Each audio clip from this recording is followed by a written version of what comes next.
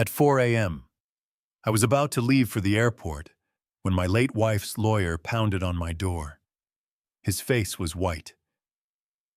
"Don't go to work today. Trust me." I asked why. He pointed at my suitcase and said, "Don't take that suitcase to the airport. Someone is waiting for you to carry something out of this city." I froze. Less than an hour later, my phone rang. The man on the other end claimed to be police, and one question made my face go pale. "Before we go any further, thank you for being here. It genuinely means everything. Drop a comment and tell me, where are you watching from? Your city, your country, but I want to know who is in this room with me." A quick note: this story contains fictional elements woven in for entertainment and educational purposes. Any resemblance to names or places is purely coincidental, but the message it carries is one worth keeping. The clock on the microwave read 4:07 when the doorbell rang.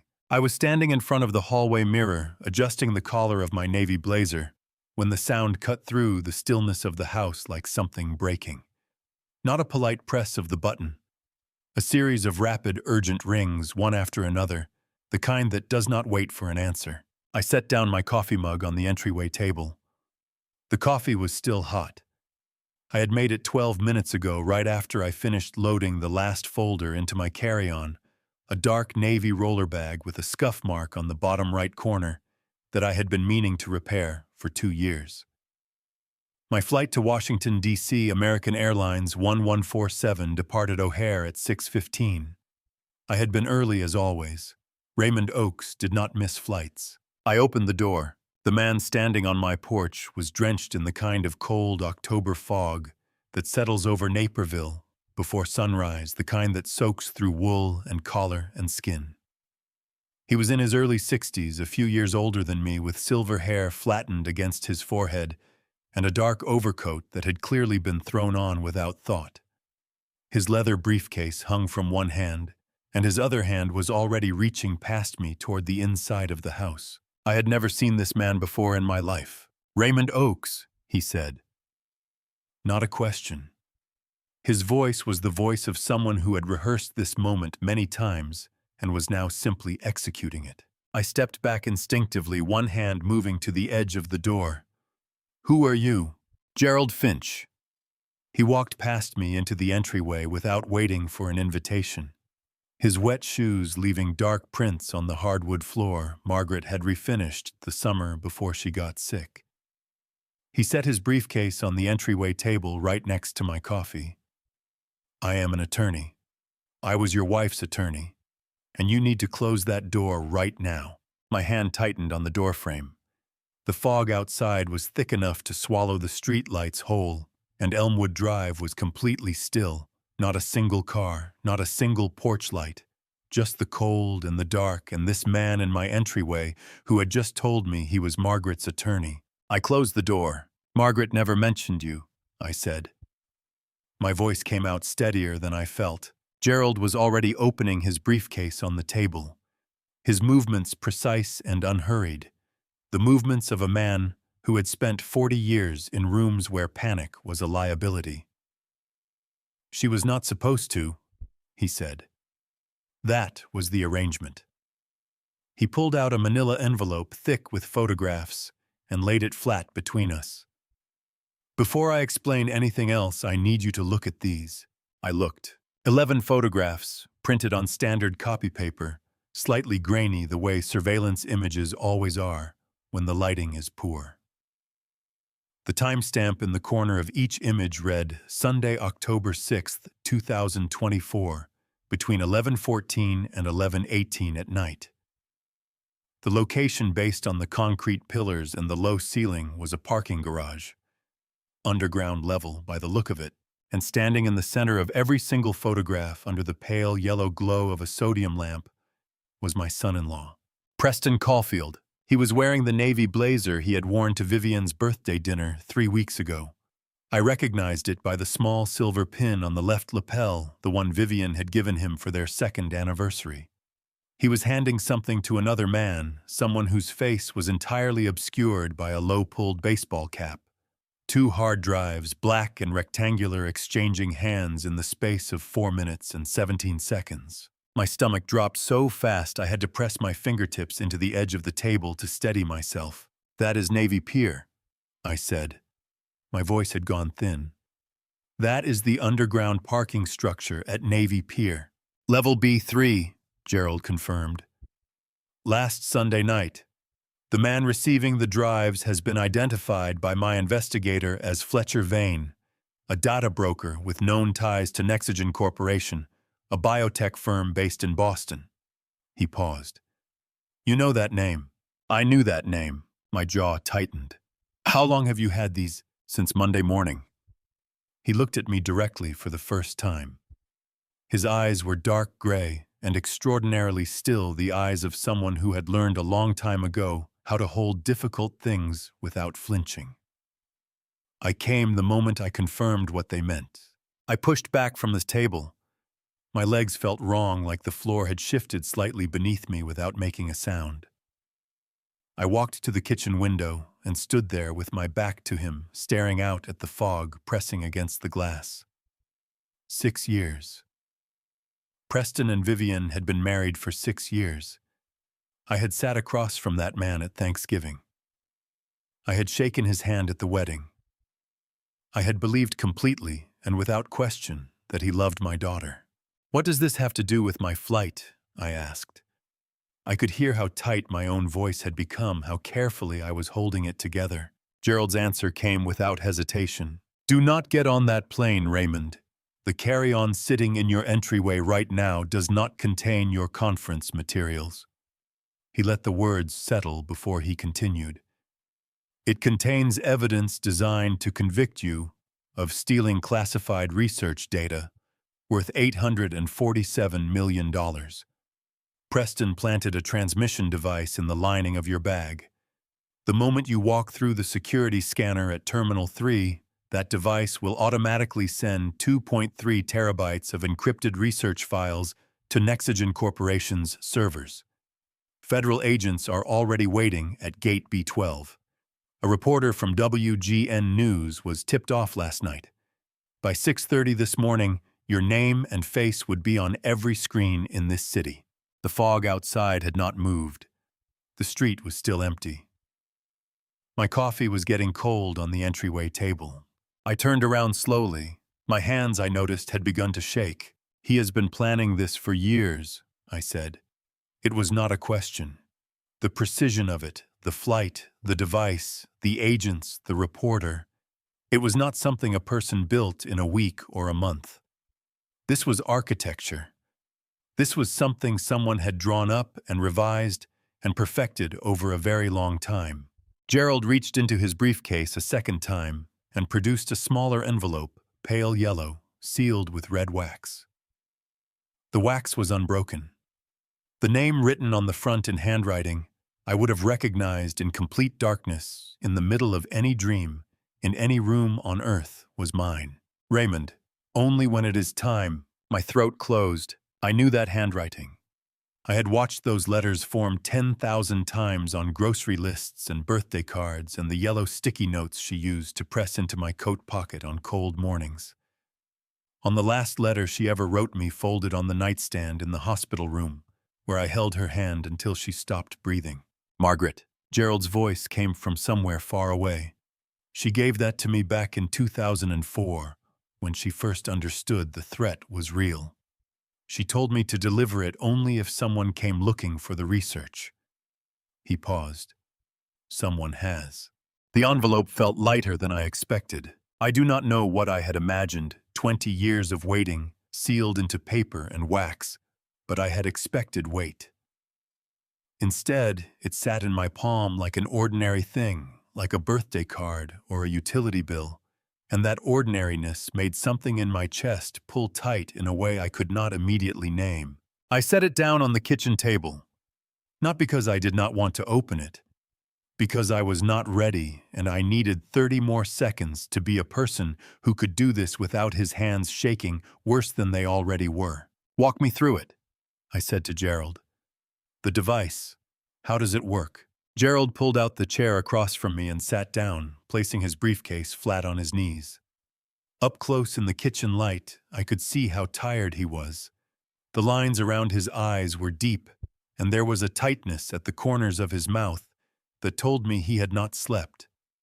He had driven here in the fog at 4 in the morning, and whatever he had been carrying toward this moment, he had been carrying it for a long time. "Preston had access to your bag," Gerald said.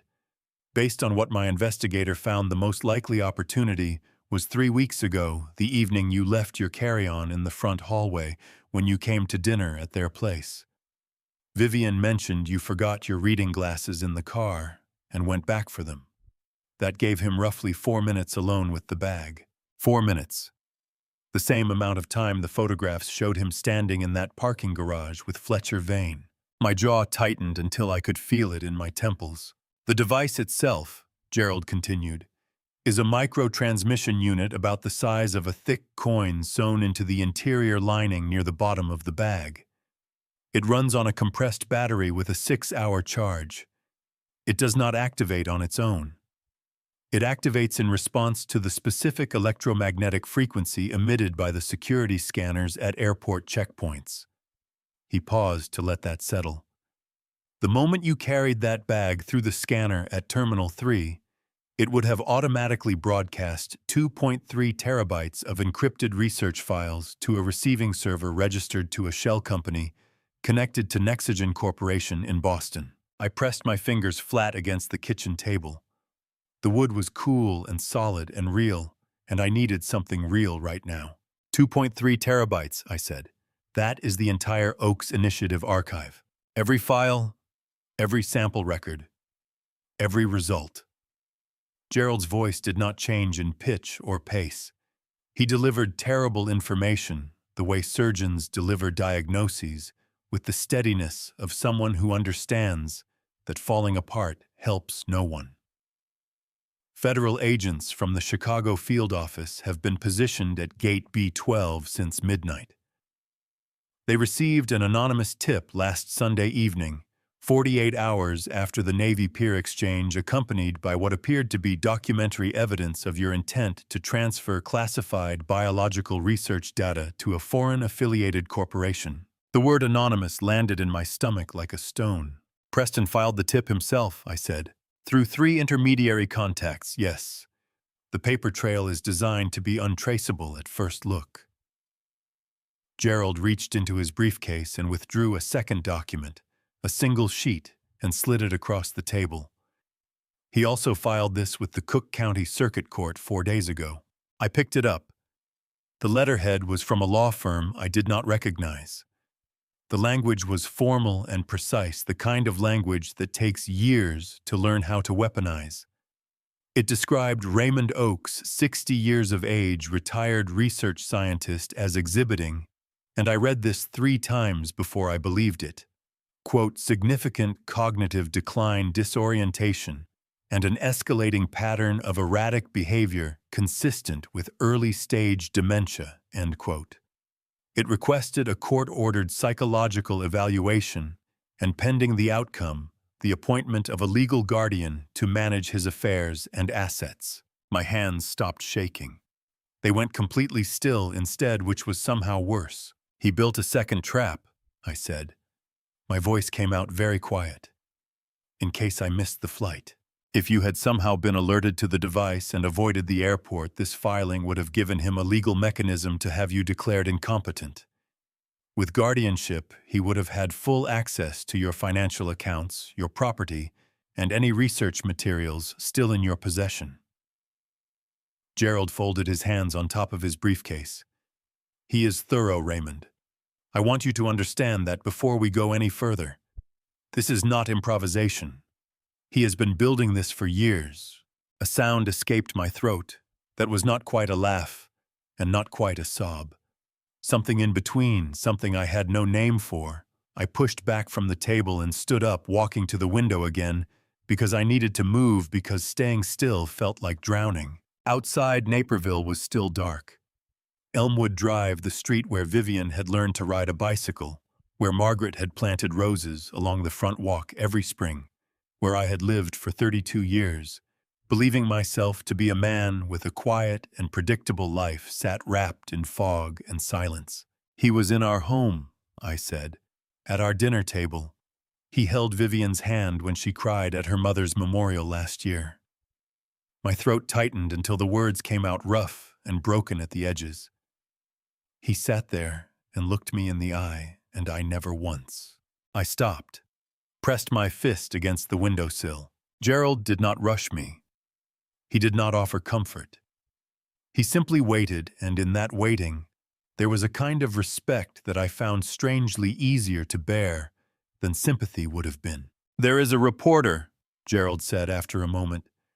"Blake Fontaine, WGN News, 23 years on air, known for breaking federal criminal cases. He received an anonymous press tip Sunday night and was told to position himself outside Terminal 3 at 5:30 this morning for, quote, a career-defining arrest. He does not know the details. He only knows that a scientist connected to stolen government research will be taken into custody." Blake Fontaine. I did not know the name, but I knew the type. I had watched enough evening news to understand what it meant when a camera crew was already in position before the handcuffs came out. "So if I walk through that scanner," I said slowly, turning back from the window, "I am arrested on federal charges with cameras rolling. And if I somehow avoid the scanner and stay home, Preston files for guardianship and has me declared incompetent within the week." "That is correct." The clock on the microwave now read 4:22. I had a flight in less than 2 hours. My carry-on was sitting 14 feet away in the entryway, and somewhere in its lining, sewn in by the hands of a man who had eaten at my table for 6 years, was a device designed to end my life. I looked at the pale yellow envelope on the kitchen table. "She knew," I said. It was not a question. Gerald looked at the envelope too. When he looked back at me, something in his expression shifted just slightly, a hairline crack in the composure. "Open it," he said. "Then we will talk about what comes next." The wax seal broke with a sound so small I almost did not hear it. I do not know how long I stood at the kitchen table before I finally reached for the envelope. Long enough that Gerald had stopped watching me and turned his attention to the window, instead giving me the privacy of his profile rather than his eyes. Long enough that the fog outside had shifted slightly, the first gray suggestion of pre-dawn beginning to thin the darkness at the edges of the sky. The paper inside was cream-colored thick, the kind Margaret had always preferred for letters she considered important. She had a specific opinion about paper weight, one of those small, precise preferences that had always made me smile. 3 sheets, folded in thirds, covered front and back in her handwriting. The ink was dark blue. The date at the top read November 14th, 2004, 4 months before she died. My knees went soft beneath me. I pulled out the kitchen chair and sat down heavily, both hands flat on the table on either side of the letter, not yet touching the words themselves. I had not heard her voice in 20 years. Not really, not in any way that felt like her, and now here she was, in 3 sheets of cream paper, speaking from a November morning, 2 decades gone, and my chest hurt, in a way that had nothing to do with fear, and everything to do with the particular agony of being loved by someone you can no longer reach. I started reading. She opened without preamble, the way she always wrote, no greeting, no softening, just the thing itself. "Raymond, if Gerald has brought you this letter, then what I feared has moved from possibility into fact. Someone is coming for the research. I need you to listen to everything I am about to tell you, and I need you to believe it, even though I know how you think, and I know your first instinct will be to find a rational explanation that does not require trusting information you cannot independently verify. Fight that instinct, please." I closed my eyes for a moment. 20 years, and she still knew exactly how my mind worked. In September of 2002, I attended the annual Biomedical Research Symposium at the Marriott on Michigan Avenue.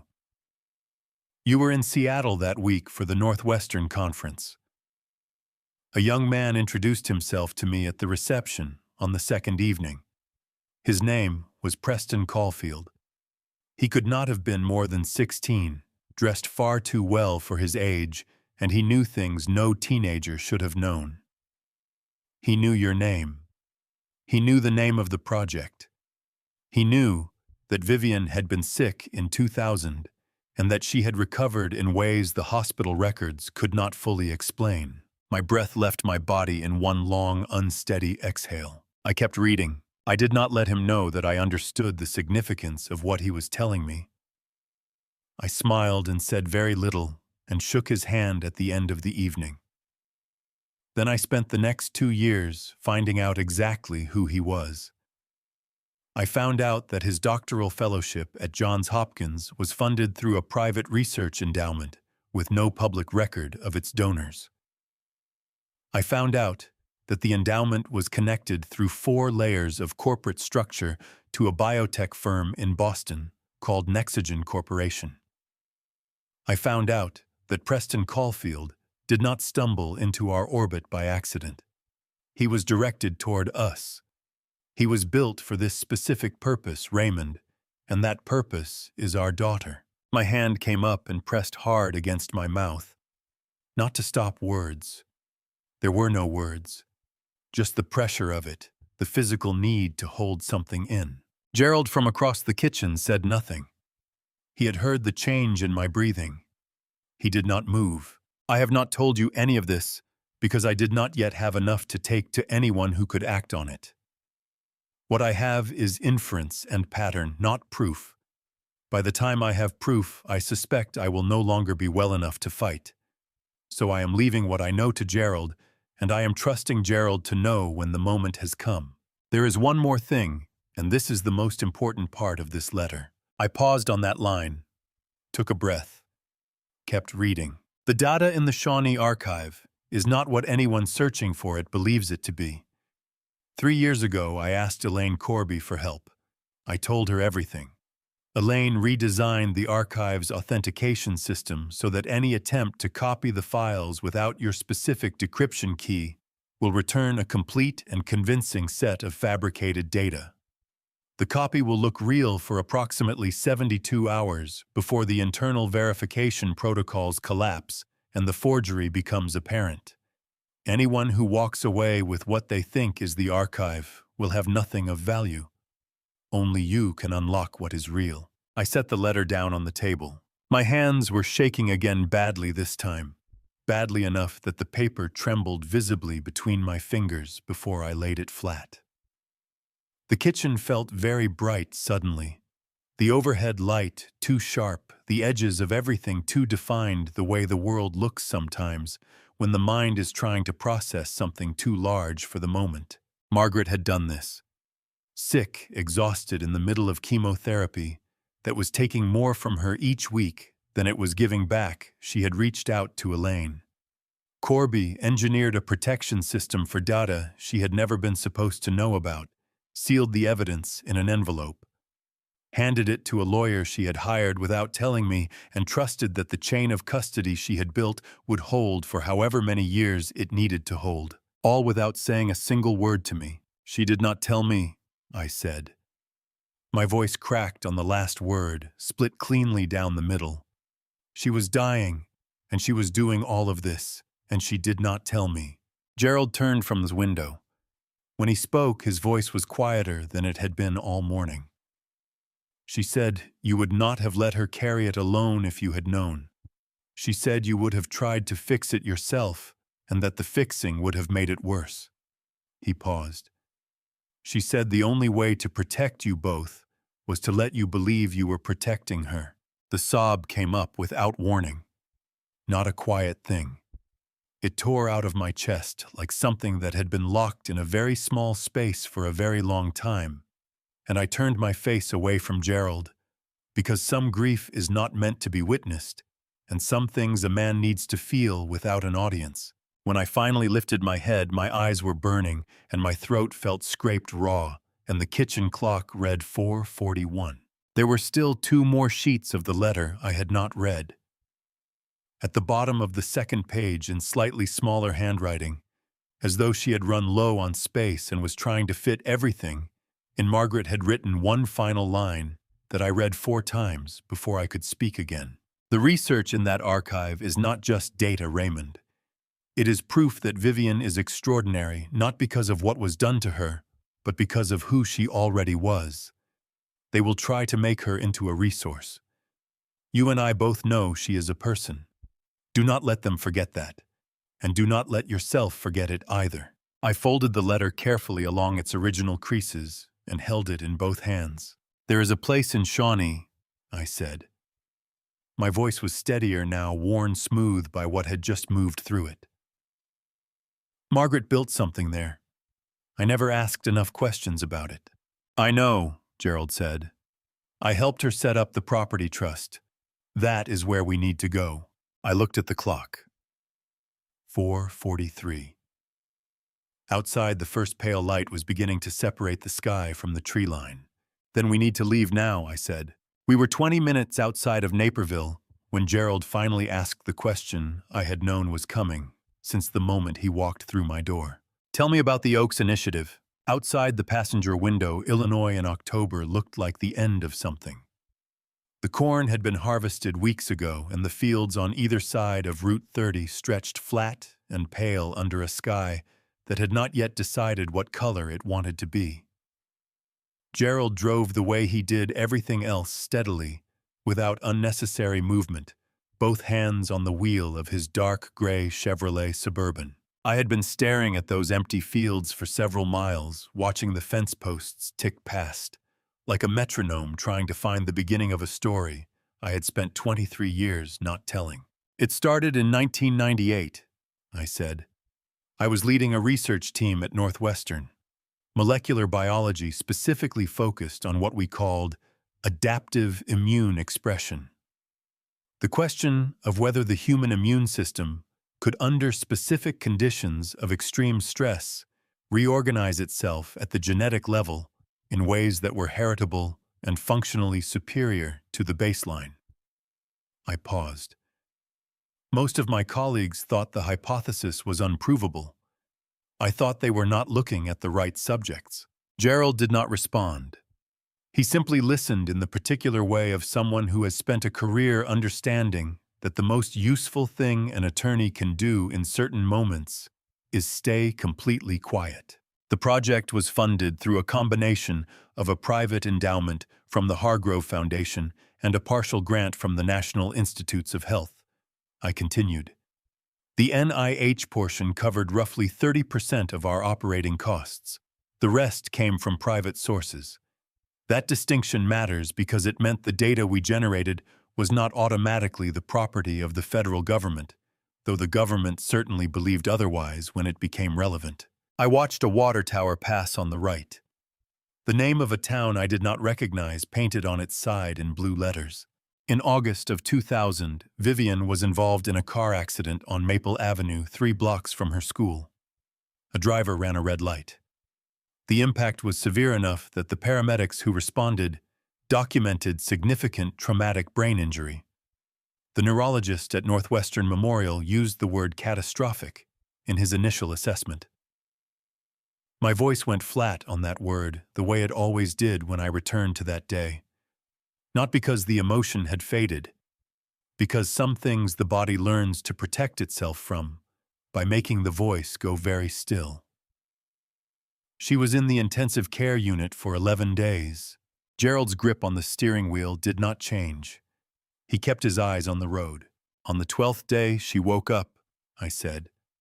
Fully alert, fully oriented, no measurable cognitive deficit. The damage that had been visible on her initial scans was gone. Not reduced. Gone. I pressed my thumb hard into my palm, feeling the pressure of it grounding myself in the physical sensation. The attending physicians attributed it to what they called spontaneous recovery, a rare but documented phenomenon. They wrote it up as an anomalous case and moved on. But you did not, Gerald said. I could not, I said. I was her father, yes, but I was also a molecular biologist who had spent 3 years studying exactly this type of immune-mediated cellular regeneration. I knew what I was looking at. I knew it was not spontaneous recovery in any conventional sense. I stopped. The next part was the part I had never said out loud to anyone.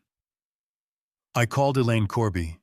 She was at the University of Chicago at the time running her own immunology lab. We had collaborated before. I trusted her completely. The fields outside had given way to a small cluster of houses, a gas station, a grain elevator. Gerald slowed for a stop sign and then accelerated back onto the empty road. I asked Elaine to come to the hospital under the pretext of a consult, I said. And while Vivian was sleeping, we drew blood samples without documenting it in the official hospital record. The words tasted exactly as bad coming out as they deserved to. Vivian did not know. Margaret did not know. I told myself I was protecting my daughter by understanding what had happened to her, that the knowledge would help me keep her safe. I felt the heat rise in my face, the particular shame of a justification that has worn thin from years of examination. It was wrong. I knew it was wrong when I did it. I have known it every day since. Gerald said nothing to that. Not absolution, not condemnation. He simply let it be what it was. The results confirmed what I suspected, I said. Vivian's immune system had restructured at the epigenetic level. The regenerative proteins her body was producing had no identified analog in existing research. What she could do biologically was something we did not have a framework for yet. I looked down at my hands in my lap. I expanded the project's scope quietly. Under Elaine's guidance, we spent the next year mapping what we had found. By mid-2001, we had enough data to understand that we were looking at something that would rewrite entire fields of medicine. And then the government found out, Gerald said. A junior researcher on our team included a reference to anomalous immune findings in a routine NIH progress report, I said. He did not understand the significance of what he was flagging. Within 6 weeks, we had a federal oversight team in our lab. The memory tightened something in my throat. They wanted everything, all of it. Vivian's samples, the analysis, the full data set. They said it fell under federal jurisdiction because of the NIH funding. I said the NIH portion had not funded the work that produced these results. They disagreed. What did you do? I dissolved the project on paper, I said. Signed every document they put in front of me. Agreed to every term of the official closure. I turned to look at Gerald's profile for the first time in this conversation. And then I took the original data, the physical samples, and the complete analysis, and I removed them from the university entirely.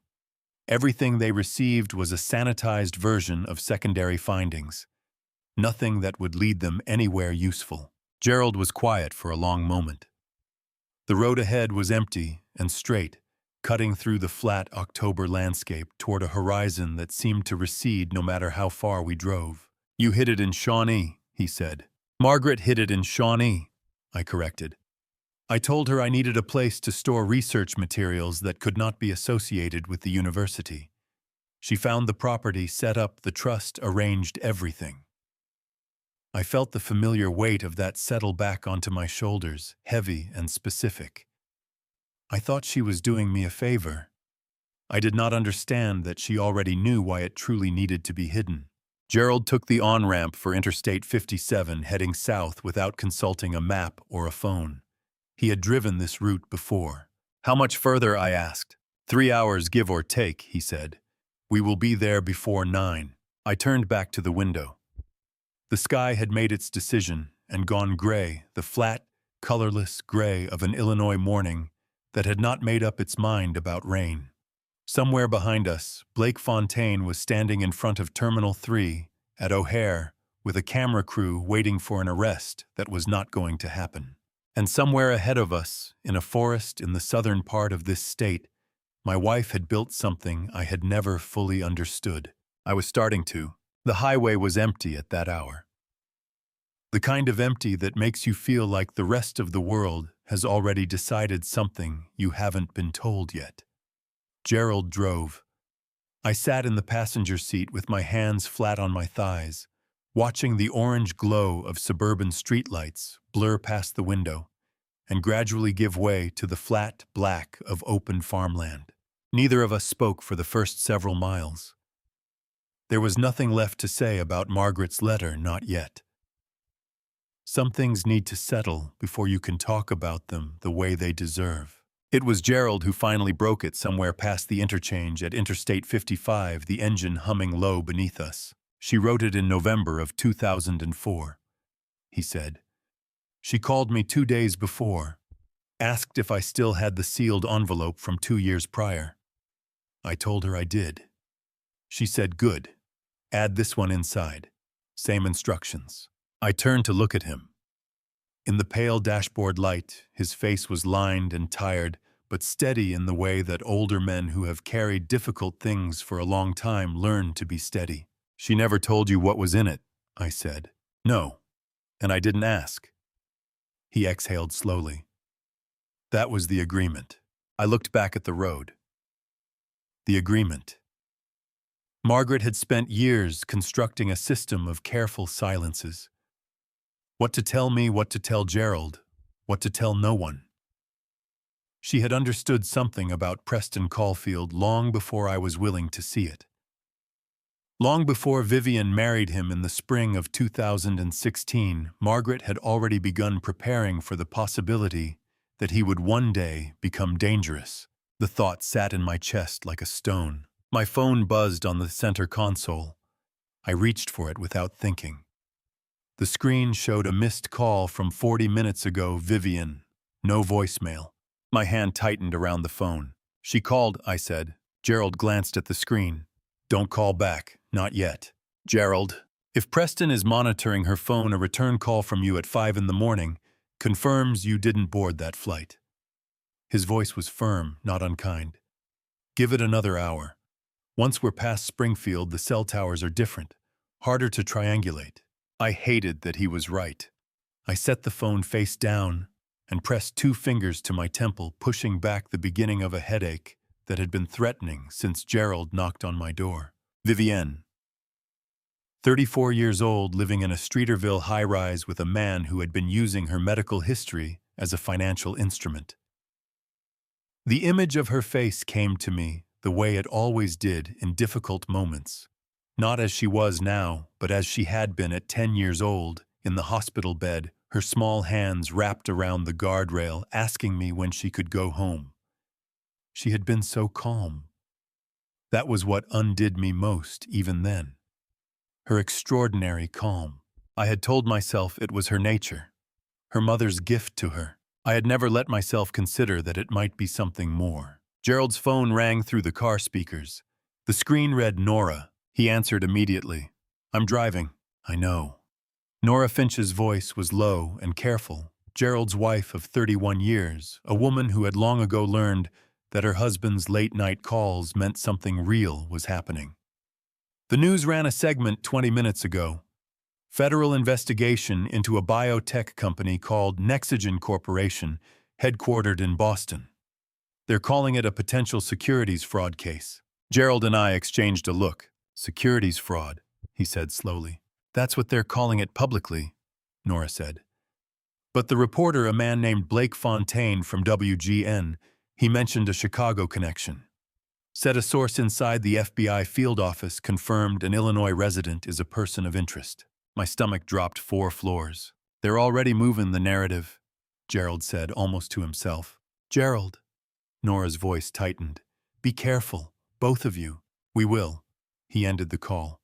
The silence that followed was a different kind of silence from before. This one had edges. "Person of interest," I said. "Preston's legal team filed the guardianship petition sometime in the last 12 hours, Gerald said. "If they also fed a tip to a federal contact, then by the time I land in Boston, there's already a story waiting for me." I pressed my hand flat against the window glass. It was cold. "He's been building this for months." "Longer," Gerald said. The guardianship documents reference medical evaluations going back to spring of this year. 6 months of groundwork, Raymond. He was thorough. 6 months. While I had been working, traveling, attending conferences, believing my daughter's marriage was simply distant, in the way adult children's lives sometimes become distant, Preston Caulfield had been constructing a legal and media architecture designed to take everything from her and to use me as the mechanism that made it credible. My jaw tightened until I felt it in my back teeth. He needed you out of the country, Gerald continued. An arrest at a foreign airport or even just the appearance of flight would have been enough to suspend your legal standing as next of kin. The guardianship would have moved unopposed. And Vivian, Gerald's knuckles whitened briefly on the steering wheel. With you discredited and her classified as a research subject rather than a private citizen, Nexagen's legal claim to the data becomes arguable in federal court. It wouldn't win, but it would tie everything up long enough for them to act. I turned the phone over in my hands. Vivian's name on the missed call screen. 6 months. She had been living inside this for 6 months. The first thin light of morning was beginning to separate the sky from the fields in the east, a narrow band of gray-blue that made everything look temporary, provisional, like the world was still deciding what kind of day it intended to be. Then Gerald's phone buzzed again. Not Nora this time, a number I didn't recognize. He stared at it for 1 second, then 2. Then he answered it. A man's voice said, "Mr. Finch, this is Detective Ray Stubbs, Chicago PD. I think we need to talk about Raymond Oakes before this gets much worse." Gerald did not put the call on speaker. He held the phone to his ear with one hand and kept the other on the wheel. And I watched his face the way you watch a doctor's expression when they're reading your results, looking for the thing they haven't said yet. He spoke 4 times during the call. Yes. Then when was the filing time-stamped? Then does he know about the property in Williamson County? And finally, give us until noon. He ended the call and set the phone in the cup holder. I waited exactly 3 seconds. Tell me. Detective Stubbs has been watching Preston Caulfield for 6 weeks, Gerald said.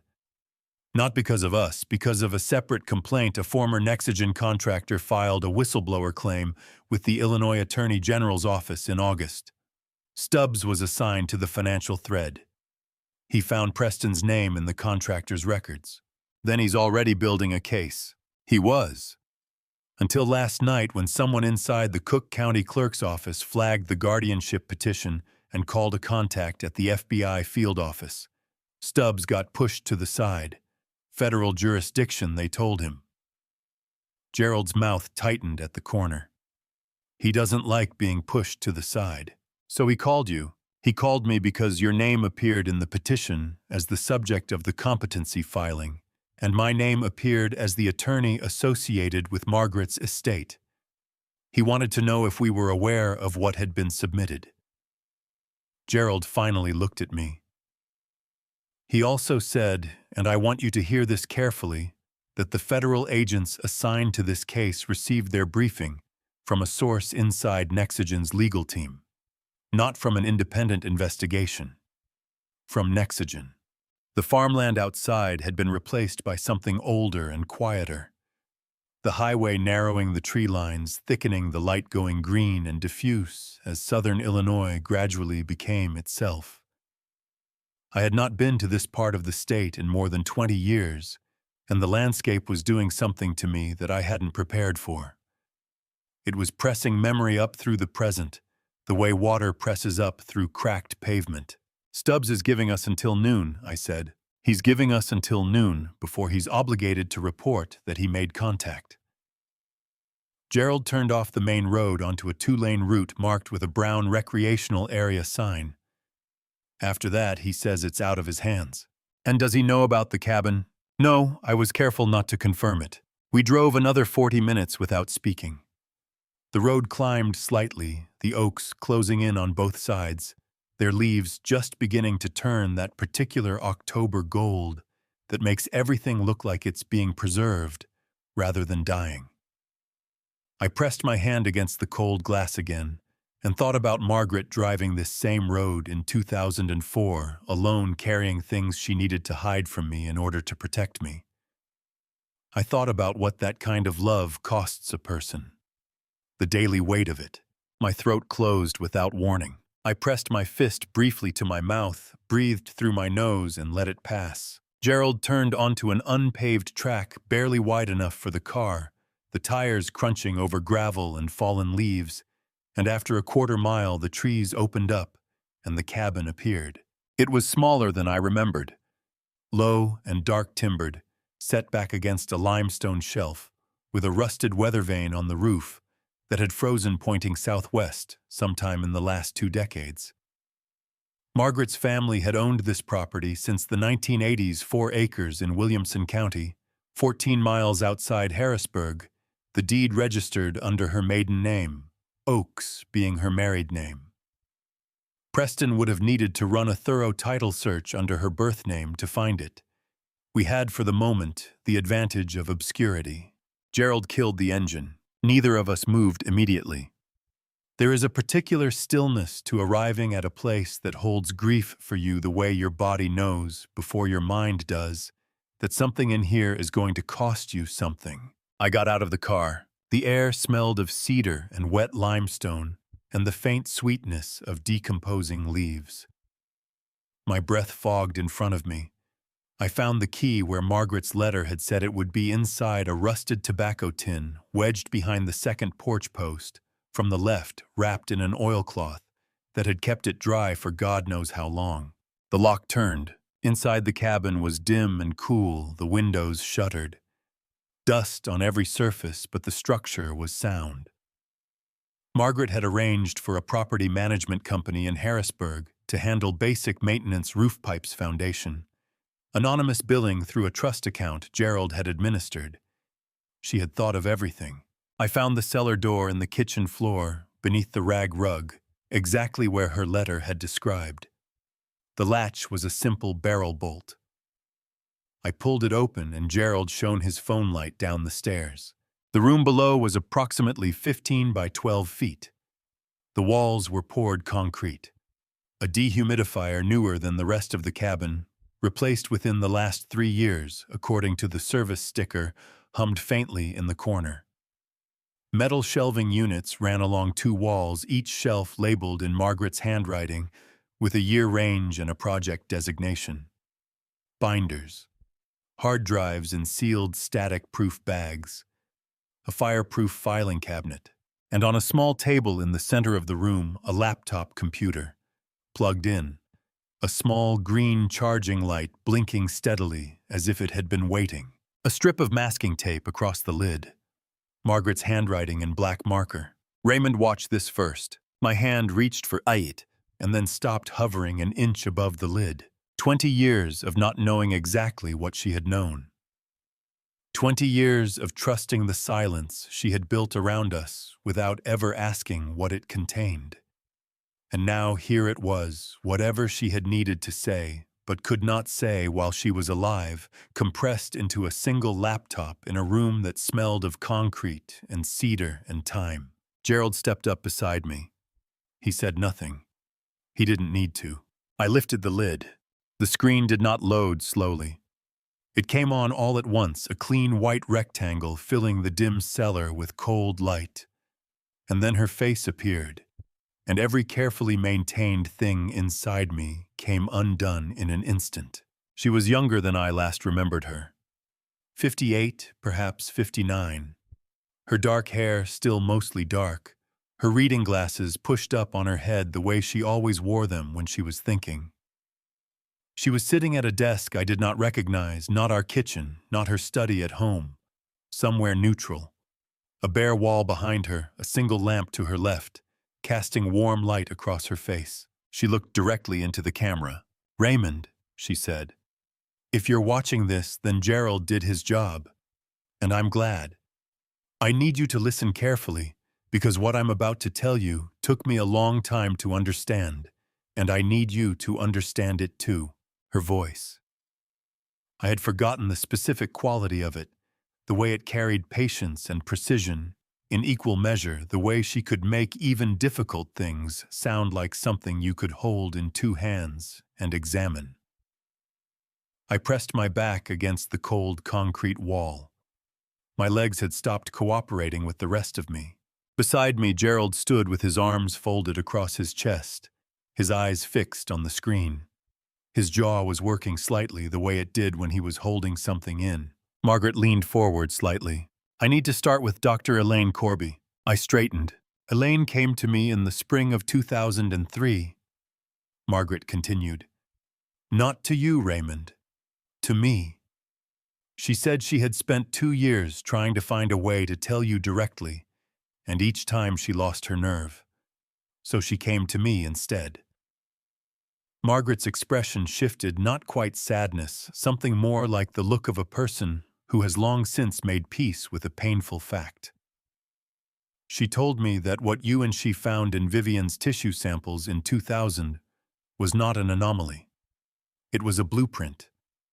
A self-correcting epigenetic sequence that, under the right laboratory conditions, could be reverse-engineered into a regenerative therapy protocol worth, and these were her words, more than any single pharmaceutical patent in the last 30 years. The number landed in the cellar, the way large numbers do, when they stop being abstract. $847 million was what Nexogen had put on it 2 decades later.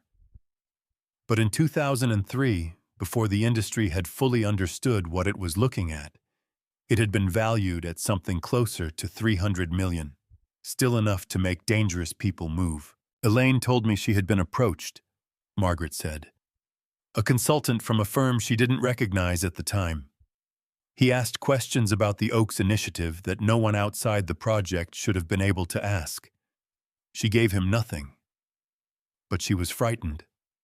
So she came to me." Margaret paused. She took her glasses off her head and set them on the desk. "I did 3 things after that conversation. First, I asked Gerald to run a quiet background check on anyone connected to the Hargrove Foundation's grant committee." She glanced briefly off camera, a habit she had looking slightly left when she was ordering her thoughts. Second, I commissioned Elaine to design what she called a containment protocol. A second archive identical in structure to the real one, plausible enough to pass an initial technical review, but containing data sequences that were subtly non-functional. A decoy. If anyone extracted it and ran it through their own laboratory systems, the results would appear promising for approximately 72 hours before the inconsistencies became apparent. Enough time for us to know an extraction had occurred and to act. Gerald exhaled slowly beside me. I did not look at him. I could not take my eyes off her face. "Third," Margaret said, and her voice dropped slightly, "I started paying attention to Preston Caulfield." My chest tightened. In 2003, Preston was barely 17, just finishing high school. And yet his name was already appearing in the financial records of people who had no business knowing a teenager. He was not yet in Vivian's life, he wouldn't be for another decade.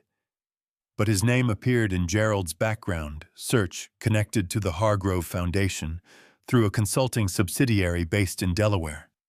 A very small connection. A thread. She looked directly into the camera again. I pulled it.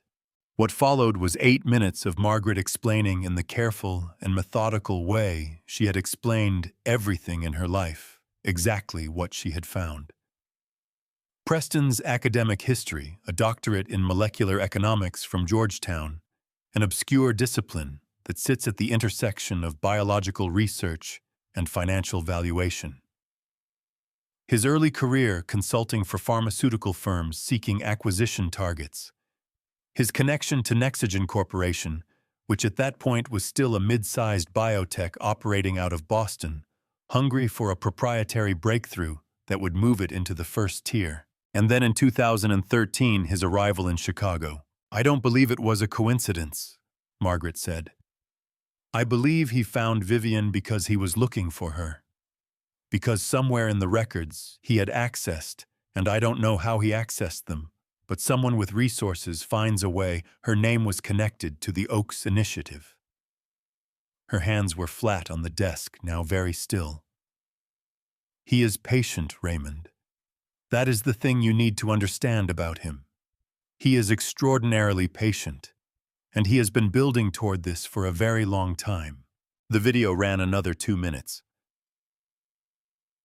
Margaret describing the location of the decoy server, the activation sequence, a secondary hard drive she had labeled with a red mark on the shelf behind me. Then she looked into the camera one final time. "I love you," she said simply. "Take care of our girl." The screen went dark. The cellar was very quiet. The dehumidifier hummed. Somewhere above us, a branch scraped the cabin roof in the October wind. I could not speak. My eyes burned in a way I had not felt in years, a deep, pressing heat that built behind my face until I had to drop my chin to my chest and breathe through it. Gerald put one hand briefly on my shoulder, one hand just for a moment, and then he took it away. When I finally looked up, he was staring at the dark screen with an expression I had never seen on him before. Something between guilt and grief. "There's something I didn't tell you," he said. "About the background check. About what I found, and what I chose not to report." I did not give him time to arrange his words. "How long?" I said. Gerald turned from the dark screen. His hands dropped to his sides.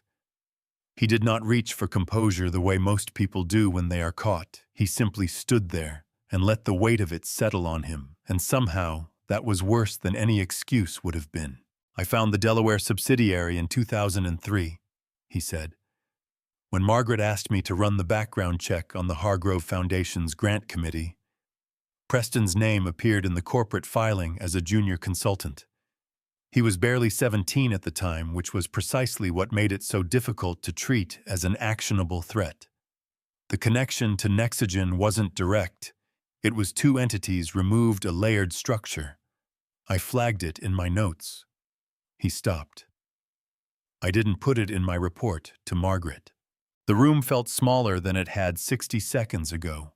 "You didn't tell her," I said. "I told her there was a peripheral connection to the foundation, and that I would continue monitoring. I did not tell her the name." His voice was even, flat in the way that voices go flat when a person has rehearsed a confession so many times in their own head that the emotion has been worn smooth. Margaret accepted that. She trusted my professional judgment. I crossed the cellar in 4 steps. Not toward him, there was nowhere to go. The room was too small, just moving, because standing still was no longer something my body could manage. My hands were open at my sides, which was the only thing keeping them from becoming fists. "She spent years investigating Preston herself," I said. "Everything she described in that video, pulling the thread, tracing his career, watching him move toward Chicago. She did all of that without the one piece of information that would have let her act earlier. Because you held it back."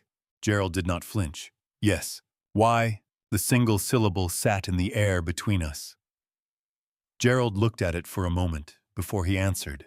"Because Margaret specifically instructed me not to act on anything related to the Oaks Initiative without her direct authorization," he said. "And because at the time a teenager with a two-entity removed connection to a foundation was not in my professional judgment an actionable threat. He was a data point. I chose to hold it until I had more." He paused. "And then more never came cleanly. And the years moved. And by 2013, when he arrived in Chicago and I ran his background again and found everything Margaret had already found independently." "He paid you," I said. Gerald went very still. I had not known I was going to say it until it came out of my mouth. But something in his hesitation had pointed me there, the slight tightening around his eyes, the way his breath had shifted, and I had followed it the way you follow a sound in a dark room. "How much?" I said, a long pause. "Then $180,000 over the course of 2014. Corporate consultation, a restructuring matter for a holding company he was managing. Entirely legal work. Entirely separate, as far as I could verify at the time, from anything connected to you or Vivian or the Oaks Initiative." The number dropped into the room like something heavy.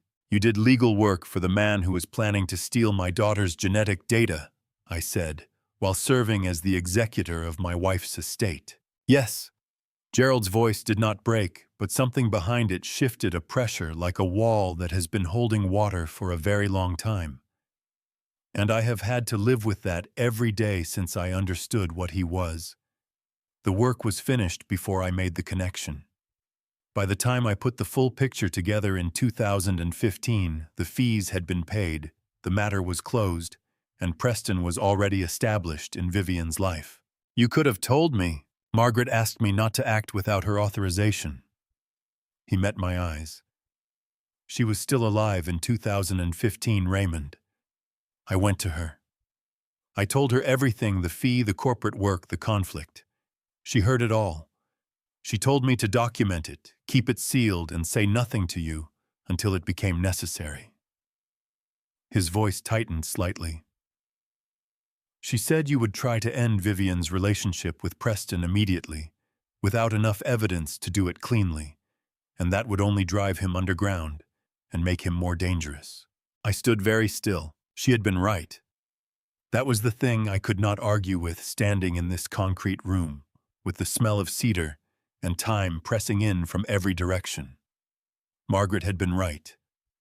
If she had told me in 2015, I would have gone to Vivian that same week, without enough proof to be believed, and Preston would have had years to reposition himself. My anger did not disappear, but it shifted from Gerald to something larger and more diffuse, something that had no single face to direct itself toward.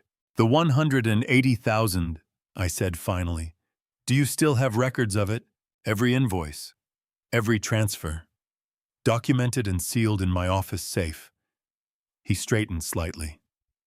It demonstrates a financial relationship between Preston and the attorney managing Margaret's estate. In the context of the guardianship petition, that is evidence of coordinated fraud. It works against him, not against me. I rubbed the back of my neck. The headache had returned, sitting low behind my eyes like something that intended to stay. Stubbs needs to know about this, I said. I know. And the FBI, I know, Raymond. Something in Gerald's voice finally cracked just slightly at the edges. I know. I turned toward the stairs. That was when we heard it. 3 knocks on the cellar door above us. Slow.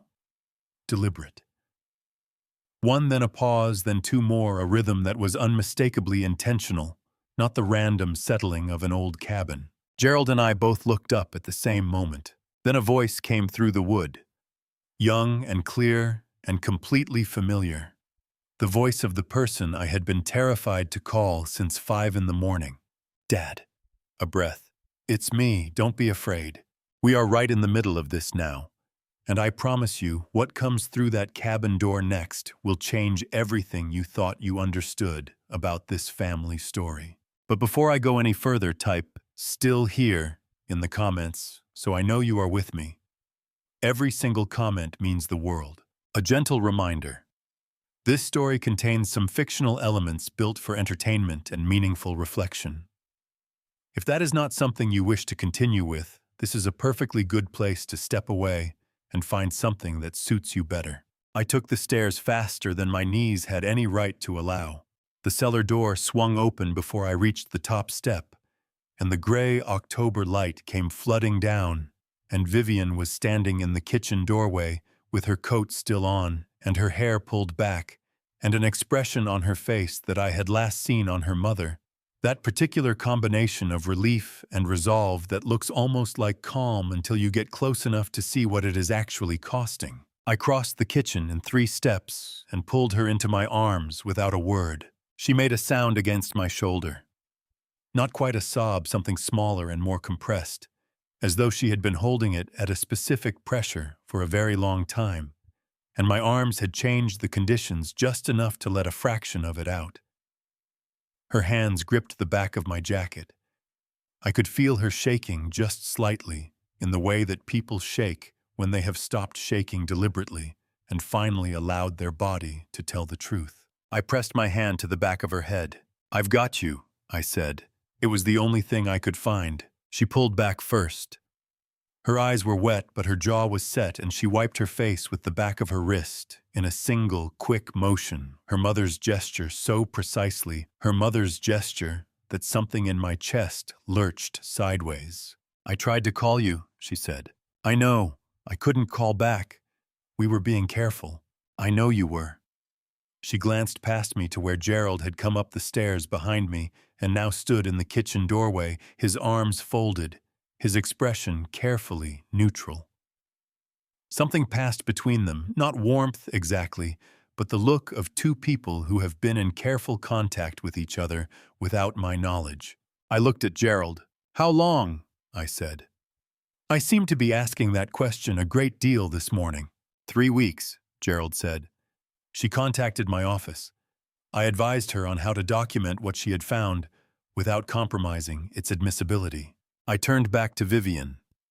She reached into the interior pocket of her coat and produced a USB drive, small black, the kind you could buy at any office supply store, and held it between 2 fingers.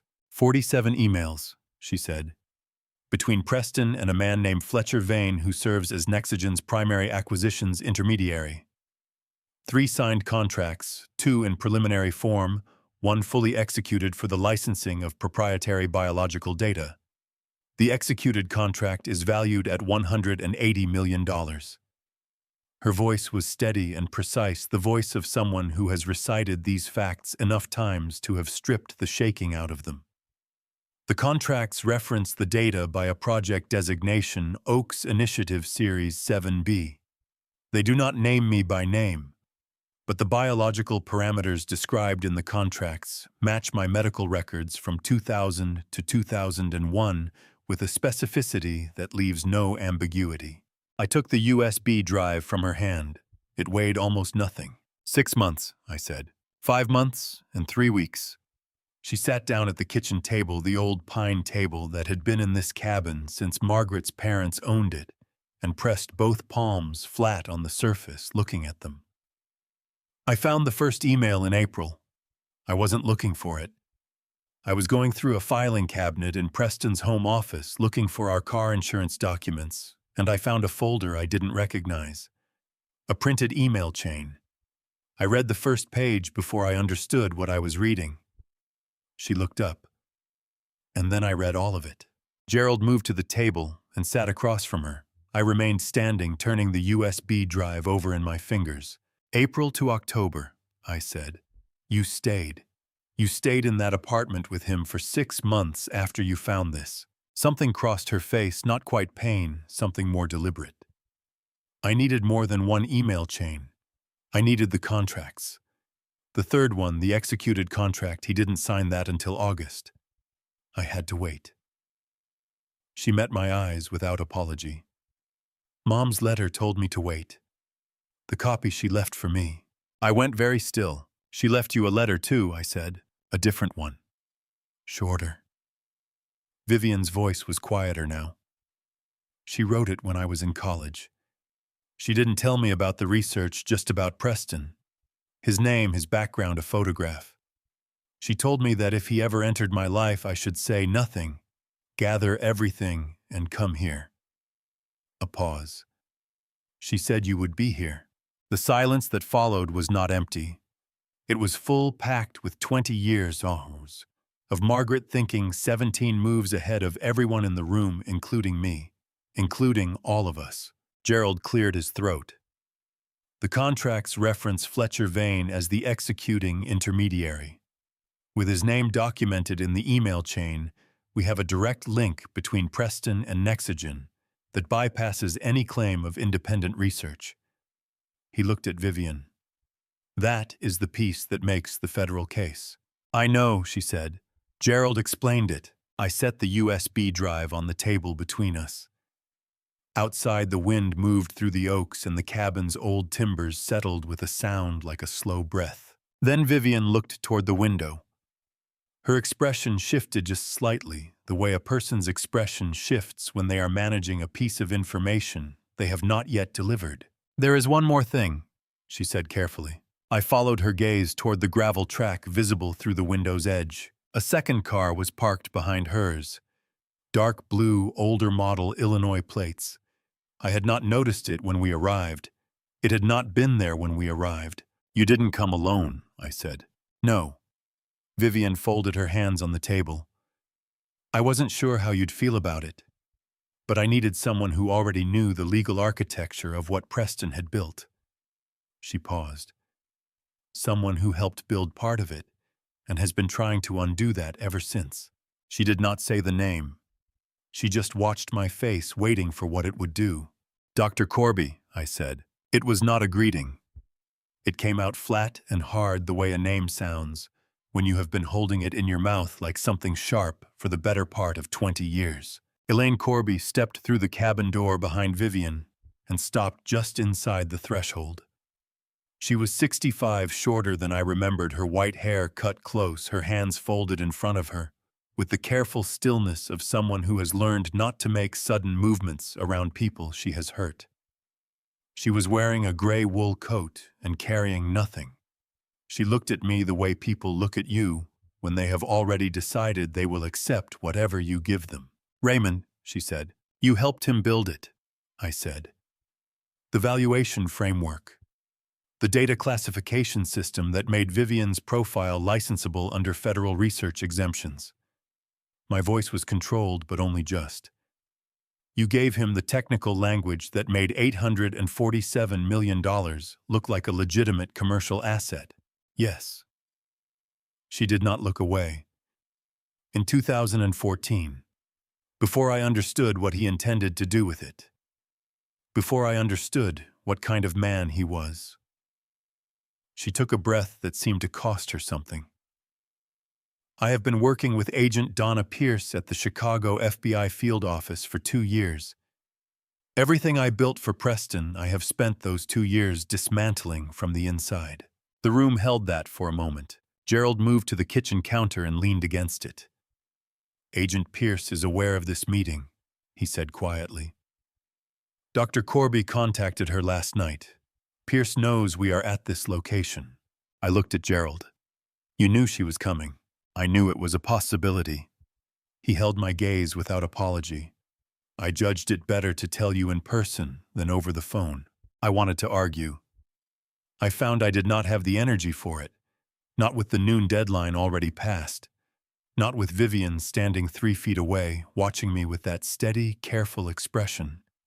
I pressed my hand flat against the kitchen wall and made myself breathe. Fine, I said. Then tell me what you know. Dr. Corby opened her mouth to answer. That was when we heard the tires on the gravel. All 4 of us went still at exactly the same moment, that particular collective stillness that happens when a group of people hears a sound and arrives at the same conclusion simultaneously. Gerald pushed off the counter. Vivian turned toward the window. I moved to stand beside her. A single black SUV was moving slowly up the gravel track, crushing leaves under its tires, stopping 20 feet from the cabin's front steps. He found it, Gerald said. The easement, Dr. Corby said, her voice dropping. The 2014 restructuring documents referenced a Williamson County property under the name Oaks Hargrove. I told him it was a legacy land holding with no current relevance. He must have kept the reference. The SUV's engine cut off. A door opened. Gerald straightened and reached into his jacket pocket. He produced a small rectangular device, a digital audio recorder, the kind used in legal depositions, and set it on the kitchen table without ceremony. He looked around the room. Illinois one-party consent, he said. I am a party to this conversation. The recording is lawful. Everything said in this room from this moment forward is on the record. He looked at each of us in turn. Say nothing you would not say in a deposition, and let him talk. Preston Caulfield walked through the cabin door like a man arriving at a meeting he had scheduled himself. He was 38, tall, with the kind of controlled physical presence that comes from years of understanding exactly how much space to take up in a room. He wore a dark jacket over a collared shirt, no tie, and he carried nothing. No briefcase, no folder, no visible phone. He took in the room in one slow scan, Gerald at the counter, Dr. Corby near the door, me by the window, Then his eyes found Vivian. He stopped. Something moved across his face, something I might have mistaken for tenderness if I had not spent this morning learning exactly what he was. "Vivian," he said. She looked back at him. Her arms were at her sides. Her chin was level. She did not move toward him or away from him, and her face held an expression I had never seen on her before, a complete, deliberate neutrality, like a surface that has decided to reflect nothing. "Preston," she said. He let a moment pass. Then he looked at me. "Raymond." His voice was easy, unhurried. "I want you to know I came here to resolve this quietly. No law enforcement, no press. Just a conversation between people who understand what's at stake." He glanced at the cellar door, still slightly ajar, and then back at me. "There are people in Boston who have been waiting for this data for a very long time. They are not patient people. I would prefer to give them what they are waiting for through an arrangement that protects everyone in this room, including Vivian." Gerald said nothing. Dr. Corby said nothing. I said nothing. Preston reached into his jacket pocket and produced a single folded document. He set it on the pine table beside Gerald's recorder without looking at either of them. "A licensing agreement," he said. 12 pages. Raymond signs as the originating researcher, Vivian signs as the biological source. Nexogen receives full commercial rights to the Series 7B data. In exchange, he paused, and the pause was precise and calculated. The guardianship petition is withdrawn. The federal inquiry goes away. And everyone walks out of here without a legal problem in the world. He looked at Vivian again. "It's the only version of this that ends cleanly," he said. Vivian held his gaze for 3 full seconds. Then she said very quietly, "How did you know about the USB drive, Preston?" The temperature in the room dropped 4 degrees. Preston's expression did not change, but his eyes moved just slightly, just for a fraction of a second, to Gerald's face. "Before I reveal what Preston says next, and I want you to understand what he is about to say will redefine this entire story, I need to ask you something. Type the number 11 in the comments if you are still here with me right now. Because what comes next in this Grandpa Stories chapter is the moment everything breaks open. One quick note: portions of this story include fictional elements crafted for education and reflection. If you would prefer to stop here, there is no judgment. Choose what is right for you. Preston did not answer Vivian's question. He looked at her for exactly the length of time it takes a careful man to decide that answering a question directly is less useful than replacing it with a larger one. Then he pulled out the chair across from her and sat down at the pine table as though he had been invited, as though this cabin were any room in any building where business was conducted and agreements were reached. "Let me tell you what you are," he said to her. "Not who, what." Vivian did not move. I took one step forward and Gerald's hand came up slightly at his side, not touching me, just present a quiet signal. I stopped. Preston folded his hands on the table. "In 2000, when your father's team analyzed your tissue samples following your accident, they identified something that occurs in approximately 1 in 600 million people," he said. "A spontaneous epigenetic reorganization, a restructuring of the way your cells read and execute their own repair instructions. Not a mutation, not a disease, a refinement." He said the last word the way certain people say words they find beautiful. Your immune system does not simply respond to damage, it anticipates it. It prepositions repair proteins at sites of cellular stress before damage becomes clinically measurable. I was watching Vivian's face. She was watching Preston's. "The commercial application," Preston continued, "is a therapy protocol for autoimmune and neurodegenerative conditions, rheumatoid arthritis, multiple sclerosis, early-stage Parkinson's. A synthetic analog of your repair sequence introduced as a targeted gene therapy. Nexogen has been developing the delivery mechanism for 6 years. The only thing missing is the original data set, the complete epigenetic map that your father recorded and your mother hid." He looked at me then. That is what is in this room. That is what is on that server downstairs. And that is what is worth $847 million in current pharmaceutical market valuation. The kitchen was very quiet. You don't need me, Vivian said. You need the data. Correct. You are not the product, Vivian. You never were. Something in his voice almost softened. You are the source document. Once we have a complete verified copy of the data set, your involvement ends. The licensing agreement on this table gives you legal standing as the originating biological source, which means Nexogen owes you attribution liability protection and a share of the commercial proceeds. And my father. Your father is cleared of all federal inquiry the moment he signs as the originating researcher. Preston's eyes moved to me. The guardianship petition is withdrawn. The WGN story goes away. You go back to Naperville and continue your life, and the work you began 24 years ago goes on to help millions of people. He let that sit. That is not a threat, Raymond. That is the best version of what this becomes. I looked at him across the kitchen. This man who had spent a decade maneuvering himself into position, who had married my daughter as a vector of access, who had constructed a legal apparatus designed to neutralize me and isolate her.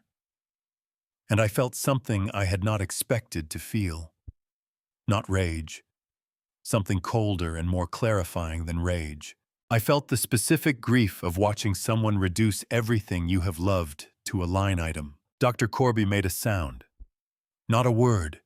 Something involuntary, as though Preston's clean summary of the commercial framework had pressed against something in her that was not yet entirely numb. She turned slightly away from the table, her hand going to the kitchen counter for support. Her knuckles were white. I noticed that. I filed it away. You helped him build that framework, I said to her, not accusing, stating. I built the valuation model, she said without turning back. I described the therapeutic application. I calculated the patent ceiling. Her voice was thin. I did not know he intended to use a fraudulent guardianship filing to remove you from the picture. I did not know about the federal inquiry. I thought... She stopped. Started again. I thought it was going to be a negotiated licensing arrangement, approached directly, with consent. With consent, Preston repeated, and there was something in the way he said it that made the word sound like a formality he had long since moved past. Vivienne turned to look at me, and for the first time since she had walked through that cabin door, her expression changed. The careful neutrality shifted, and what came through underneath it was not vulnerability, but something else entirely. A kind of steadiness that recognized itself. I knew, she said quietly, about the science, about what my profile means. Dr. Corby explained it to me 3 weeks ago when Gerald introduced us. She looked at Preston. I have known what I am scientifically for 3 weeks. I have known what you intended to do with it for 5 months before that. Preston went very still. I was not sitting across from you at dinner every night for 5 months in shock, she said. I was building a record. Something moved across Preston's face than the first thing I had seen on him all afternoon. That was not calculated. It was fast, and he controlled it quickly, but it was there, a crack in the surface, a fraction of a second, where the architecture showed through. He looked at Gerald, then at the recorder on the table. Gerald's recorder emitted a soft, clean tone. A single note, brief and digital, the kind of confirmation sound that well-designed equipment makes when a task completes automatically. Preston's eyes dropped to the device. Secure external server, Gerald said without inflection. Encrypted, time-stamped, transmitted the moment you walked through that door. Preston looked up from the recorder. The ease was gone from his face entirely now. What replaced it was something sharper and considerably less composed. He did not speak, but his hands still folded on the table, pressed together until the knuckles went pale. Preston unfolded his hands. He did it slowly, deliberately, the way a person does when they are reassembling themselves from the inside out, smoothing the surface back into place, one careful layer at a time. He looked at Gerald's recorder on the table, then at Gerald, and something behind his eyes made a decision I could see being made without being able to stop it. "You've transmitted a recording," he said, "to a server I cannot access, containing a conversation in which I presented a legal licensing agreement and invited a voluntary resolution." He spread his hands slightly. "That is not evidence of a crime, Gerald. That is evidence of a business negotiation." Gerald looked at him with the particular expression of a man who has been practicing law for 35 years and has heard every version of this argument. "The conversation also contains your acknowledgement of a federal inquiry you claim you can make disappear," he said. "Your reference to a guardianship petition as a negotiating instrument, and your presence at a private property you accessed through documents obtained during a conflicted legal engagement." He tilted his head slightly. "You are welcome to characterize all of that as a business negotiation. A federal prosecutor will characterize it differently." Preston absorbed this. Then he stood up from the table. "I came here to resolve this quietly," he said. "You have made that difficult." He looked toward the kitchen floor, toward the cellar door still slightly ajar, the darkness below it just visible. "But the data is still here, and that is ultimately the only thing that matters." He moved toward the cellar door. I did not stop him. I looked at Dr. Corby, and she gave me the smallest possible nod, barely a movement, just a fraction of her chin dropping and rising, and I understood. I stepped back and let him go. He pulled the cellar door open and went down the stairs. His footsteps were deliberate and unhurried on the wooden steps, the footsteps of a man who has decided that if conversation will not work, access will. Vivian turned to Dr. Corby the moment he was below. "The trigger," she said quietly. "Any external drive connected to the secondary port on the left server unit activates the containment protocol," Dr. Corby said, her voice low and precise. "The decoy archive transfers automatically. The real data remains on the primary unit, which requires a 12-character alphanumeric key to access. He does not have that key." "He'll try to take the whole unit," Gerald said. "The unit is bolted to the concrete shelf," Dr. Corby said. "Margaret's instruction. I installed the hardware myself in 2004. I looked at her. 20 years ago, she had been in this cellar bolting a server unit to a concrete shelf on the instruction of my wife, building a system designed to outlast both of them. The image of it did something to my chest that I was not prepared for, a strange, delayed gratitude that had nowhere clean to land. Then she said, "There is something I need to tell you. About the USB drive." Vivienne went still. Dr. Corby looked at her hands. 3 weeks ago, before I had fully committed to working with Agent Pierce, I had a final contact with a Nexigen intermediary. I was still trying to manage both sides. I am not proud of it. She looked up at Vivienne. "During that conversation, I mentioned that you had been gathering documentation. I did not specify what form it took, but I said enough." Her voice dropped. "The USB reference came from me, not from Gerald." The relief that moved through the room was almost physical. I felt Gerald's shoulders drop a fraction of an inch, and I felt my own jaw unclench in a way I had not noticed it had been clenched. But the relief was complicated because the woman standing in front of us was also the woman who had nearly handed Vivienne's evidence to the other side. Vivienne looked at Dr. Corby for a long moment. Then she said, "Did you tell them what was on it?" "No, only that documentation existed." "Then it's done," Vivienne said. Not forgiving, not condemning, simply closing the account. From below us came the sound of equipment, a port connecting, a soft electronic tone as a drive was inserted. Then the low hum of a data transfer beginning. I looked at the cellar door. Preston had found what he was looking for, or what he believed he was looking for. We waited. 4 minutes. Gerald checked his watch once.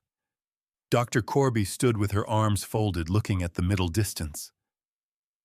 Vivian sat back down at the pine table and placed both hands flat on the surface, steady patient, in the way that people are patient when they know how something ends. Preston's footsteps came back up the stairs. He came through the cellar door and straightened his jacket and looked at the room with an expression that had rearranged itself once more. The control was back, smoother now, almost relaxed. He crossed to the east-facing window and held his phone up at the corner where the ceiling met the wall, tilting it slightly, searching. One bar appeared. He watched the screen. His thumb moved. A message sent. 30 seconds passed. Then his phone vibrated once in his hand, and he looked down at it, and something went out of his face, the last of the tension, the last of the tightly managed uncertainty. His chest expanded on a slow breath. He lowered the phone and turned to face me, and for the first time all afternoon, his expression held something that was almost human. "Fletcher has confirmed receipt," he said. 2.3 terabytes, clean transfer. He looked at me with something that might in a different life have been respect. "It's over, Raymond."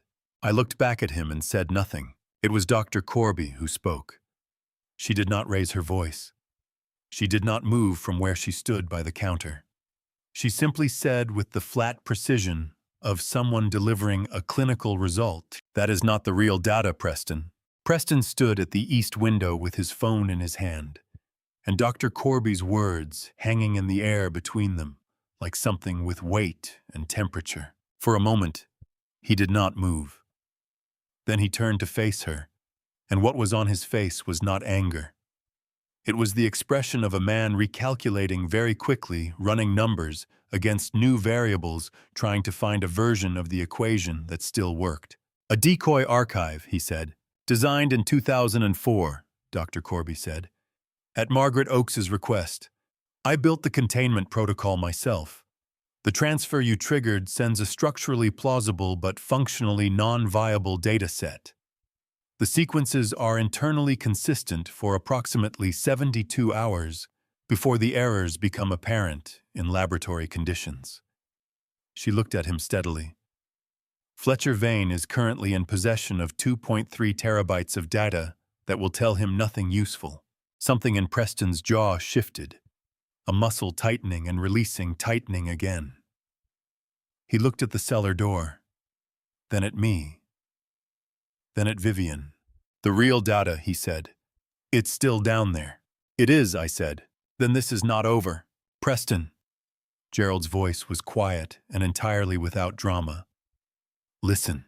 We all heard it at the same moment, the sound of vehicles on the gravel track, more than one, moving at the unhurried pace of people who know exactly where they are going and have no need to hurry because the situation is already contained. Not the single crunch of one SUV. Something heavier. Multiple engines moving in formation. Preston turned back to the window. 3 vehicles came up the track, 2 dark sedans, and a third marked with the blue and white of the Illinois State Police. They stopped in a line behind Preston's SUV, and before the engines had fully cut off, the doors were opening, and figures in dark jackets were stepping out with the particular economy of movement that belongs to people who do this for a living. I counted 5 agents, and behind them, getting out of the lead sedan's passenger side, a woman in her mid-40s in a charcoal suit, her dark hair pulled back, moving toward the cabin with the focused deliberateness of someone arriving at a place she has been building toward for 2 years. Behind her, from the second sedan, came Detective Ray Stubbs, broad-shouldered 52, in a jacket that did not quite fit, the way federal agents' jackets fit, which somehow made him look more trustworthy than all of them combined. The cabin door opened without a knock. "Mr. Caulfield." Agent Donna Pierce stepped inside and took in the room in the same single scan that Preston had used when he arrived, except hers was faster and considerably more thorough. "I'm Special Agent Donna Pierce, FBI, Chicago Field Office." She held up her credentials. "You are not required to say anything at this time, and I strongly suggest you don't." Preston looked at her. His phone was still in his hand. He set it on the windowsill with a deliberateness that was the last act of a man who has decided that the only remaining asset he has is his composure. "I'd like to speak with my attorney," he said. "You'll have that opportunity," Pierce said. She nodded to the agent nearest the door, who moved to Preston's side with the quiet efficiency of someone following a procedure they have rehearsed many times. Detective Stubbs came through the door behind Pierce and stopped just inside the threshold. He was looking at Gerald. Gerald was looking at him. Something passed between them, not warmth, not quite, but the specific acknowledgement of two men who have been working the same puzzle from opposite ends and have just discovered they were both right. Stubbs gave a single nod. Gerald returned it. Agent Pierce turned to me. "Dr. Oakes?" Her voice changed slightly, still professional, but without the edge. "I want to be direct with you. You are not a subject of this investigation. The federal inquiry referenced in this morning's media reporting was initiated based on information provided by Nexagen's legal team, which we now have substantial reason to believe was fabricated as part of a coordinated fraud. The guardianship petition filed in Cook County has been flagged and will be suspended pending review." She paused. "You came here to protect your daughter. That is consistent with everything in our file." Something behind my sternum released a pressure I had been carrying since 4 o'clock in the morning. So constant that I had stopped registering it as pressure and had simply incorporated it into the way I was breathing. It went out of me like air from a room that has finally been opened. Vivian's hand found mine. I had not seen her move. She was simply there, her fingers closing around mine, and I held on with both hands the way you hold on to something you have been afraid of losing for so long that the fear and the love have become the same thing. I heard Pierce giving instructions to the other agents, the Nexagen contract on the table. Preston's phone the cellar server as evidence under active federal warrant. I heard Preston being walked to one of the sedans outside. I heard Stubbs saying something to Gerald in a low voice, Gerald responding in kind. I did not hear any of it clearly.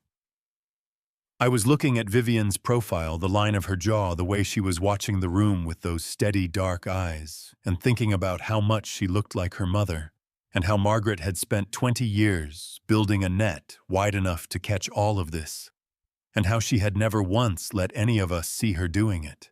Then Agent Pierce was standing in front of me again.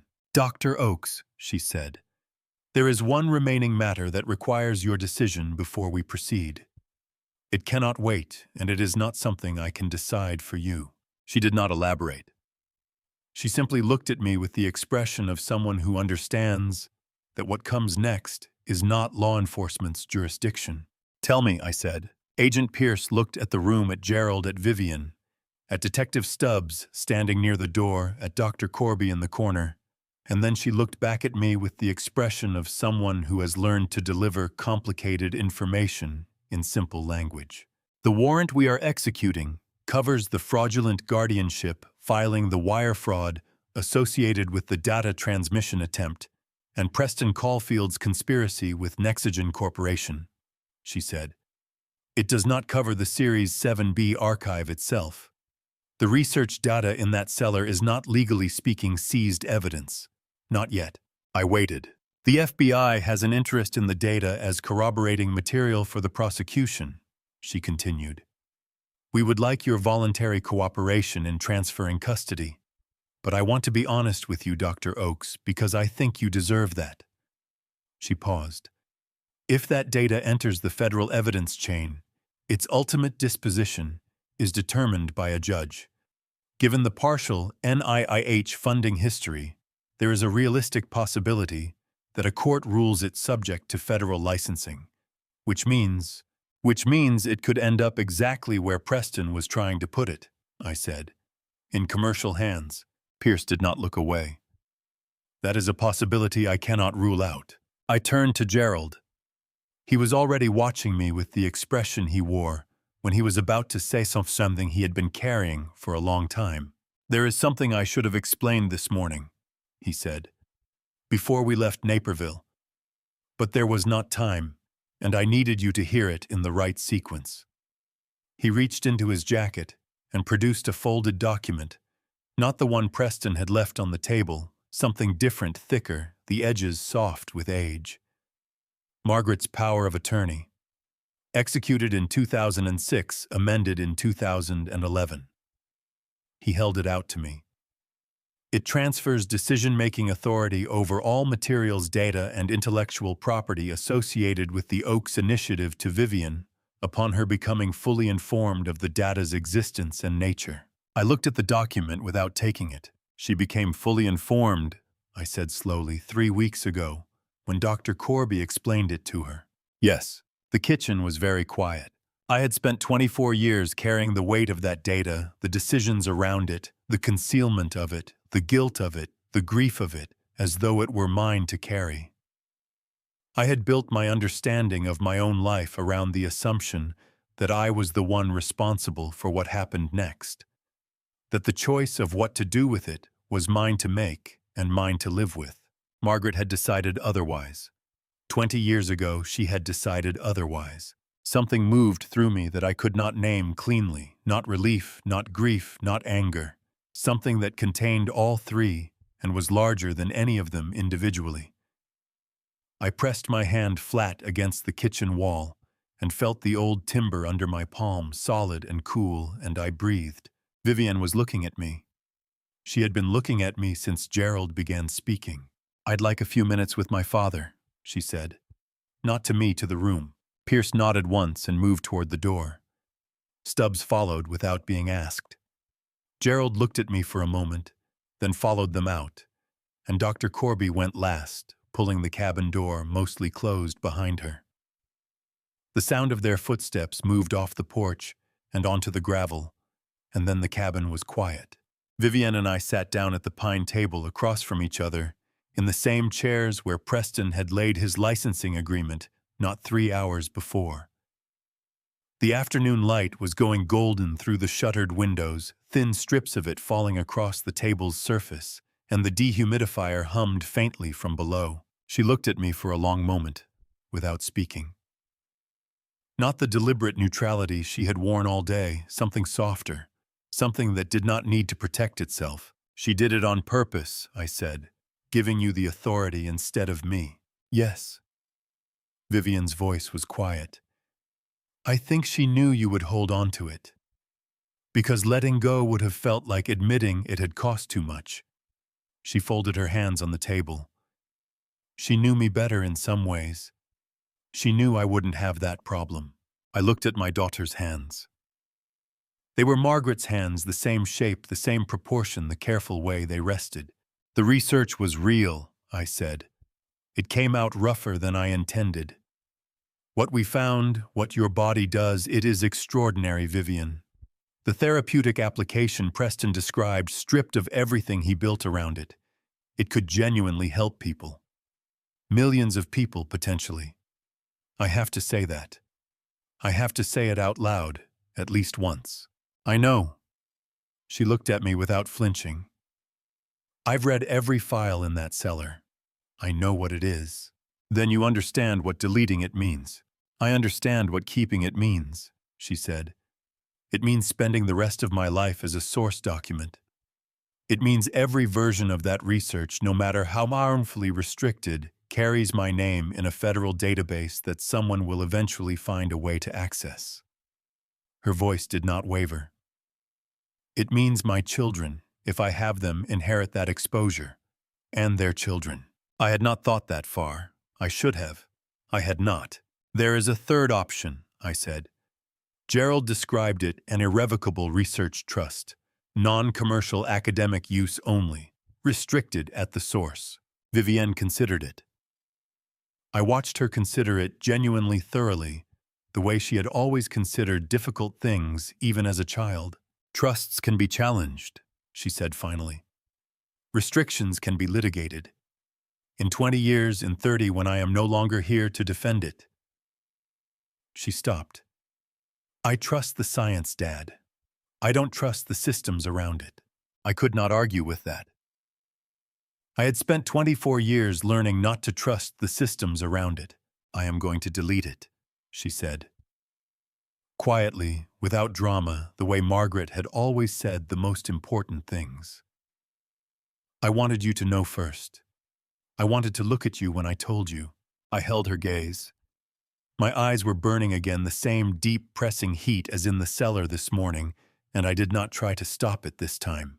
Are you certain? I asked. It was the only question I had left. Vivienne looked at me for a long moment. Then she said, Mom was certain enough to build all of this so I could make this choice freely. That's the only certainty I need. Vivienne pushed her chair back and stood up. She did not announce it or look to me for confirmation. The decision had been made in the conversation, and she was the kind of person who, once a decision was made, moved toward it without ceremony. I recognized that quality. I had spent 30 years married to the woman she learned it from. I followed her to the cellar door. She stopped at the top of the stairs and looked back at me, not asking permission, something else. Making sure I was there. Making sure I would see it. Come down, she said. Gerald appeared in the cabin doorway before we descended. He must have heard the movement through the door, or seen something in our faces when he looked through the window, because he came back in without being called. And Agent Pierce followed a step behind him, and then Detective Stubbs, and finally Dr. Corby, who stopped in the kitchen and did not come further. Gerald looked at Vivienne. Then he reached into his jacket and produced the recorder still active, the small red indicator light steady, and held it up. Before you proceed, he said, I need to put this on the record. He looked at Pierce, who gave a single nod. Vivienne Oakes, acting under the authority granted by the power of attorney instrument, executed by Margaret Oakes on the 14th of March 2006, and amended on the 2nd of September 2011, is exercising her sole authority to permanently delete all materials constituting the Series 7B archive of the Oakes Initiative. This action is taken voluntarily, without duress, and in the absence of any current federal seizure order covering these materials. He lowered the recorder. Agent Pierce, do you confirm the absence of a seizure order? Confirmed, Pierce said. The current warrant does not extend to the underlying research archive. Gerald looked at Vivienne. Proceed. We went down the stairs. The cellar was the same as it had been this morning. The dehumidifier humming the shelving units along the walls, Margaret's handwriting on every label. But something had shifted in the quality of the room's atmosphere, the way a room shifts when it knows it is about to become a different kind of place. I stood at the bottom of the stairs and watched Vivienne cross to the central table. She sat down in front of the laptop, first, not the server, the laptop. She opened it, and the screen came on, and she typed a sequence I did not recognize into a prompt window. 12 characters. She had memorized them. Of course she had. The laptop connects to the primary server unit, she said, for the recorder, for the record, for whoever would one day read the transcript of this moment. Her voice was steady and clear. I am initiating a 7-pass overwrite protocol on the Series 7B primary partition. This will render the data unrecoverable by any currently available forensic method. She pressed the key. A progress bar appeared on the screen. I watched it. It was not fast. The archive was large, 2.3 terabytes of raw data, 24 years of tissue samples and protein sequences, and epigenetic maps. The record of something that had happened once in 600 million people and been caught, documented, understood. The progress bar moved across the screen in small, unhurried increments, and the server unit hummed slightly louder than the dehumidifier, and the cellar was otherwise completely quiet. I thought about the winter of 2000, when I had first looked at the data and not believed what I was seeing. I thought about calling Elaine Corby into my office and watching her face when she looked at the same numbers. I thought about driving home that evening, telling Margaret over dinner that something extraordinary had happened, watching her put her fork down and look at me with those careful, patient eyes and say quietly, "Tell me everything." My throat tightened until it ached. The progress bar reached 40%. 50. The server unit's hum was steady and constant, indifferent to what it was doing. Vivienne sat with her hands in her lap, watching the screen. Her back was straight. Her breathing was even. But her right hand resting on her thigh was pressed flat, with a pressure that was not quite calm. And I recognized that too, the way the body keeps score even when the mind has decided. 70%, 80. From behind me on the stairs, I heard a sound. I turned. Dr. Elaine Corby was standing on the third step, her hand on the railing, watching the progress bar from a distance. Her face was doing something that I did not have a name for, not grief exactly, not relief, not guilt, but the specific expression of someone who has watched something they built with great care and worse judgment come to its necessary end. Her eyes were wet, but she did not look away. I did not look away either. 94%, 97. The progress bar completed. The screen displayed a single line of text, white on dark. Permanent deletion complete. Primary partition empty. No recovery possible. Vivienne looked at it for 3 full seconds. Then she closed the laptop. She turned around on the chair and looked up at me. Her eyes were dry. Her jaw was steady. But something in her face, in the space around her eyes, in the set of her mouth, had changed. Not broken. Settled. Like something that had been held at tension for a very long time had finally been allowed to rest at its natural position. I stepped forward and put my hand on top of her head, the way I had not done since she was a child, and she leaned into it exactly the way she had then. We came back upstairs into a cabin that smelled of cedar and October and the particular stillness of rooms where important things have just been concluded. Agent Pierce was standing by the window. She turned when we came through the cellar door. "The prosecution proceeds," she said.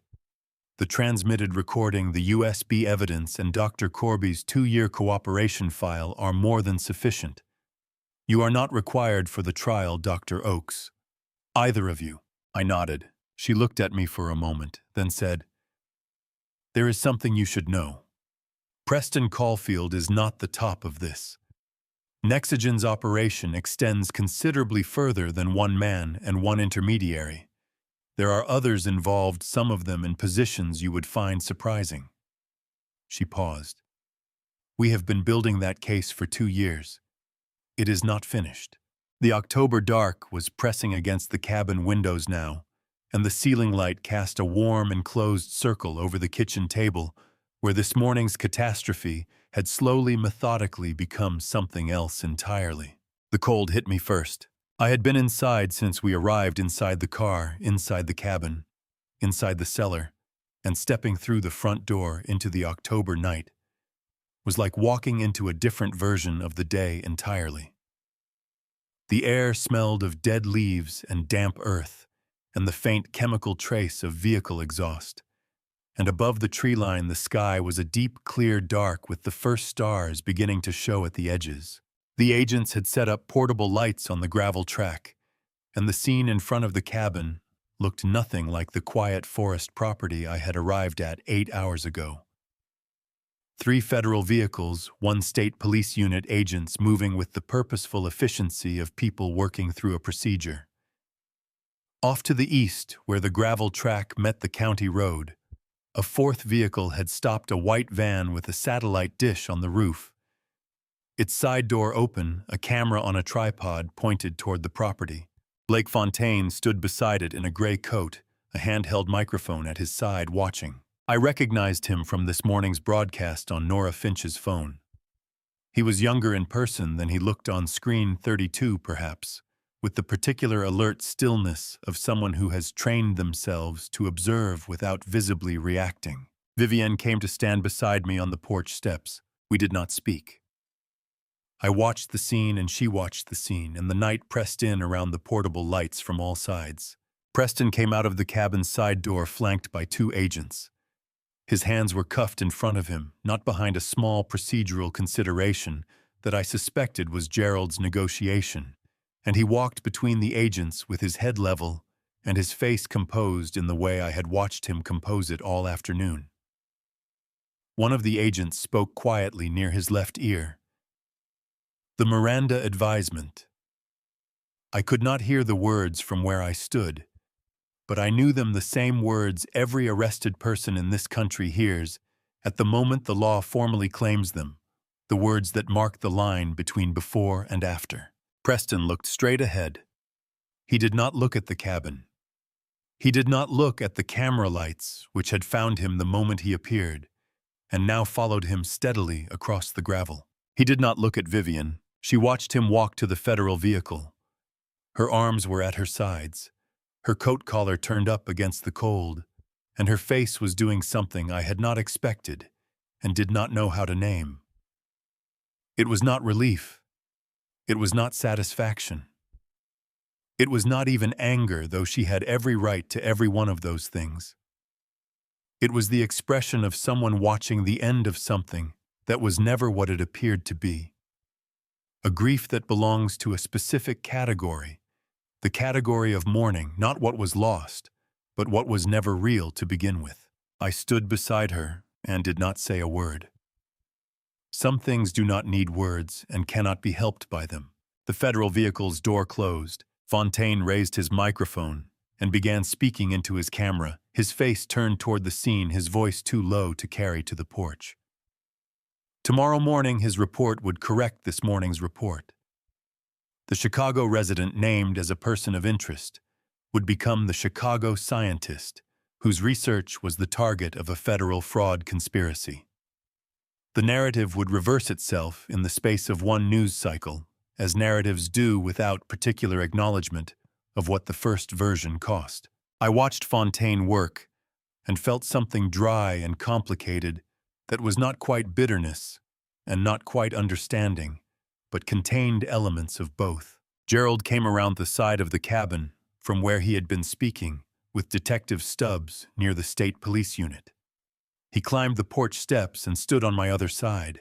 Cook County Clerk has been notified, he said quietly. The guardianship petition is formally suspended pending review. It will not survive review.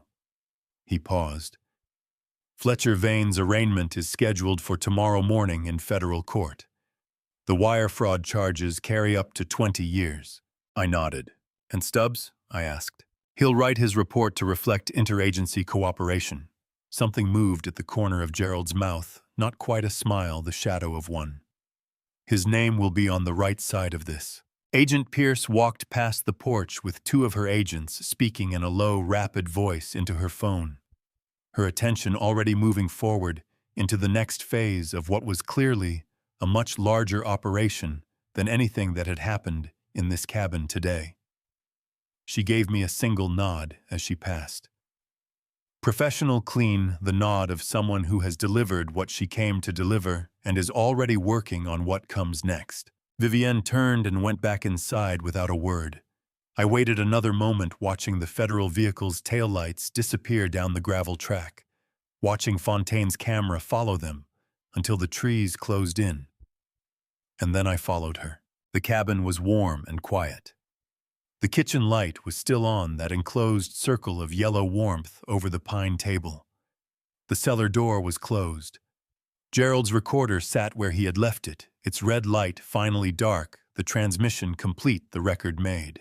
I pulled out the nearest chair to sit down, and that was when I saw it. It was on the table, partially beneath the edge of the pine surface, where the licensing agreement had been, as though it had been there all along, and the afternoon's activity had simply obscured it. A small, cream-colored envelope, the kind used for personal correspondence, its flap sealed with the same dark wax I had seen on Gerald's envelope this morning. My name was not on it, neither was Gerald's. The front of the envelope read in Margaret's unmistakable, careful handwriting, two names side by side with an ampersand between them, Vivian and Raymond. I picked it up. It was light in my hand, one page, perhaps two. I stood at the kitchen table in the October quiet and held it and did not move. Vivienne came back into the kitchen and stopped. She looked at the envelope in my hands, and I watched the recognition move across her face, not surprise, Something slower and more internal, like a sound heard from a great distance that gradually resolves into something you know. That's her handwriting, she said. Yes. She crossed the kitchen and sat down beside me, not across the table, but next to me, her shoulder close to mine, and I held the envelope between us so we could both see the front of it. Her name and mine side by side in Margaret's careful script. She imagined this, Vivian said quietly. She imagined us sitting here together. She imagined everything else, I said. I don't know why this should surprise me. Vivienne almost smiled. Then she held out her hand, and I understood she should open it. The authority was hers, and we both knew it, and I placed the envelope in her palm without hesitation. She broke the wax seal cleanly and unfolded 2 pages of cream notepaper covered on both sides in Margaret's small, precise handwriting, and held them between us at an angle where we could both read. Margaret had dated it the 15th of August, 2022, 2 years before she died. 3 years almost before this day. She began with our names, not formally just Raymond, Vivian, as though she were speaking into a room she expected to find us both in. If you are reading this together, then something I feared has come to pass, and something I hoped for has also come to pass. You found each other in the middle of it. That is enough. My chest tightened so sharply, I pressed my hand flat against the table. She went on. 3 paragraphs about what she knew of Nexogen by August 2022, not guesswork, not intuition, but documented intelligence she had assembled over years with Gerald's help, and latterly through Dr. Corby's cooperation. She named the structure 3 senior executives at Nexogen's Boston headquarters who had approved the Series 7B acquisition strategy. 2 members of a federal biomedical research grant committee, both with prior professional connections to Nexogen's parent holding company, and 1 name that Margaret set apart in its own sentence, preceded by a dash and followed by nothing, just the name hanging on the page, the way important things sometimes do. I read it. Then I read it again. Raymond. Vivian's voice had dropped. I see it, I said. From the next room, the small sitting room where Agent Pierce had set up a temporary working space, came the sound of a conversation being conducted in the low, rapid register of professional urgency. Dr. Corby's voice even and precise. Pierce's voice responses clipped. And then once a silence that was not empty but full, the kind of silence that falls when someone says a name that changes the dimensions of a room. A moment later, Pierce appeared in the kitchen doorway. She looked at the letter in our hands, then at my face, and something shifted in her expression, a confirmation of something she had already been told. She knew, Pierce said. It was not a question. She knew for 2 years, I said, at minimum. Pierce looked at the letter for a moment longer, then said, Dr. Corby's debrief confirms the same name, among others. She paused. This is going to take considerably longer than Preston Caulfield's prosecution. I want you to understand that. What we are building is a case that will move slowly and carefully through institutions that do not yield quickly. She looked at me steadily. But it will move. Gerald came in from the porch where he had been making calls, and Pierce turned to brief him quietly in the kitchen doorway. I watched Gerald listen, his face doing the controlled processing thing it did when information was being organized, and then Pierce said something that made him go very still. Nora, he said. Not a question. A recognition. Your wife called Detective Stubbs' direct line 6 weeks ago from a prepaid phone, Pierce said. She identified herself only as a person with knowledge of the Nexogen inquiry. She gave him 2 names and a document reference. A pause. She did not tell you. Gerald said nothing for a moment. His jaw worked slightly. Then he looked at the ceiling briefly, the way a person looks when they are managing something that has moved them and they have not yet decided what to do with it. No, he said. She did not tell me. He took out his phone and stepped back onto the porch, pulling the door mostly closed behind him. Through the wood, I could hear his voice low and unsteady, in a way I had never heard from Gerald Finch in 30 years, saying his wife's name. Vivienne was looking at the second page of Margaret's letter. I looked with her. The final paragraph was shorter than the others. Margaret had written it in a slightly different hand, not uncertain, but deliberate, as though she had chosen each word from a larger set and discarded what did not belong. I did not tell either of you everything, because I did not want either of you to carry what I was carrying. That was perhaps not the right decision. But it was the decision I made, and I made it because I loved you both more than I loved being transparent. I hope you can forgive the distinction. I think you already have. Take care of each other. That is the only instruction that matters now. Vivienne set the letter down on the table. She pressed her fingers lightly over her eyes for a moment, not crying something. Just before crying, the physical act of holding something in long enough to let it settle. And then she lowered her hands and looked at the kitchen wall. She really was something else, Vivienne said softly. She really was, I said. Outside, the forest was completely dark and completely quiet, the way southern Illinois gets in October, when the wind dies, and the animals have gone still, and the only sound is the particular silence of a place that has held something important and is now resting. The kitchen light was warm. The letter was on the table between us. Gerald came back in from the porch. His eyes were bright, and he did not explain why, and neither of us asked. Vivienne looked at the table for a long moment. Then she said, "I don't want to drive back tonight." I woke before 5. The cabin was dark and very still, the kind of stillness that exists only in the deep country, where there is no ambient light and no ambient sound. And the dark has a texture to it that city dark never achieves.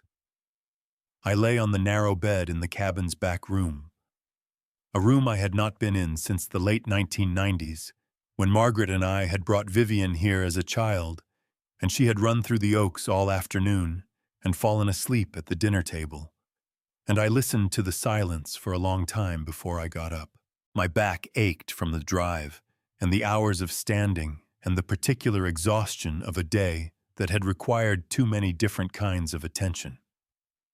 I moved carefully through the dark cabin to the kitchen, found the old percolator on the counter, where it had always been, and filled it from the tap.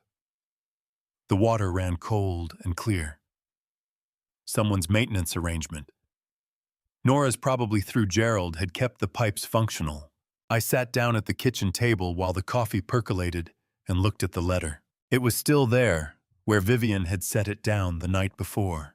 2 pages of cream notepaper in the thin pre-dawn dark, Margaret's handwriting, invisible at this distance in this light, but present the way certain things are present, even when you cannot see them directly, the way you know a coastline is there before you see it, from the way the light changes over the water. I turned on the small lamp above the stove.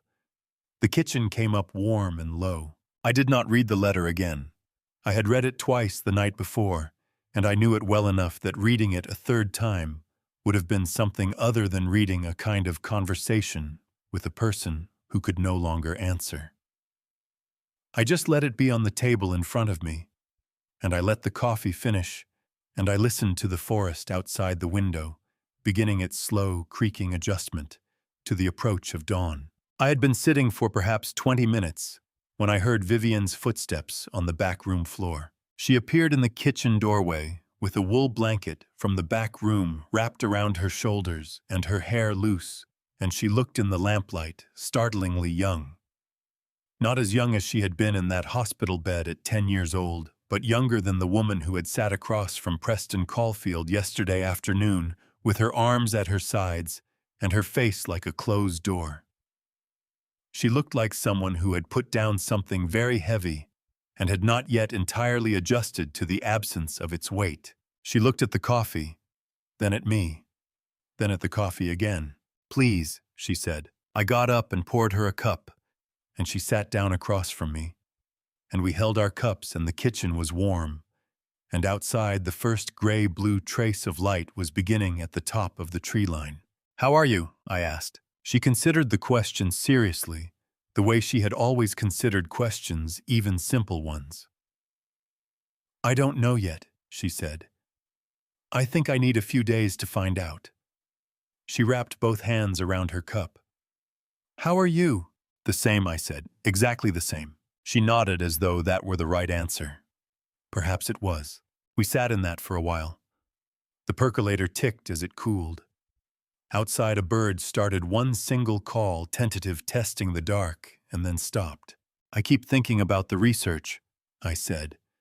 It was the thing I had not said the night before, the thing I had held back, because the night before had already carried enough. Not with regret. I want to be clear about that. You made the right decision, and I believe that without reservation. I looked at my coffee cup. I just keep thinking about the winter of 2000, what it felt like to look at those numbers for the first time. There was a moment when I understood what I was looking at, really understood it, and I remember thinking that this was the reason for all of it.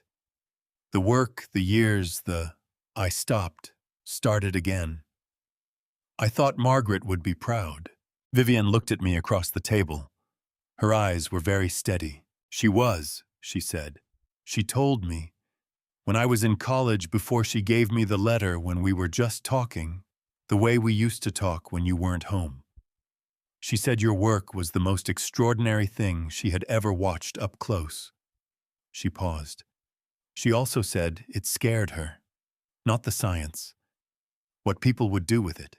I looked at my daughter. "She was right about that too," I said. "She was right about most things." Vivian's mouth moved into something that was finally a smile, small and honest, and without the weight of the day behind it. "It's a little exhausting, honestly." I laughed. It came out of me the way laughter comes when you have not laughed in a long time, and your body has forgotten how to do it quietly, too loud, for the small kitchen slightly surprised at itself. Vivian laughed with me, and for a moment the cabin held the sound of it, and then let it go, and the kitchen settled back into its warm quiet. Gerald appeared in the doorway in his coat, already dressed, his phone in his hand. His face was different from the face he had worn all day yesterday. Something in it had been restored or perhaps returned to a position it had been displaced from for a long time. He looked at the two of us at the table and did not say anything. But the look on his face was the look of a man who has seen something he was not sure he would get to see. "Nora sends her love," he said. "To both of you." I nodded. Vivian raised her coffee cup slightly in acknowledgement. Gerald put his phone in his pocket and moved to the window and looked out at the tree line where the gray-blue of pre-dawn was sharpening now at the edges, the sky beginning to differentiate from the land. The oaks held their last October color against the coming light, copper and amber, and a deep saturated gold that would not last another week. I stood up from the table and went to stand beside him. We did not need to speak about what had happened. It was all in the record on Gerald's encrypted server in Pierce's files in the Cook County court system, in the federal prosecutor's office that would spend the next several months building the case that Margaret had spent years making possible. It would move slowly. It would be complicated. Some of what she had documented in her letter would come to light, and some of it would be absorbed into the long, imperfect machinery of institutional accountability and emerge changed. That was the nature of these things. She had known that too. But it would move. Pierce had said so, and I believed her.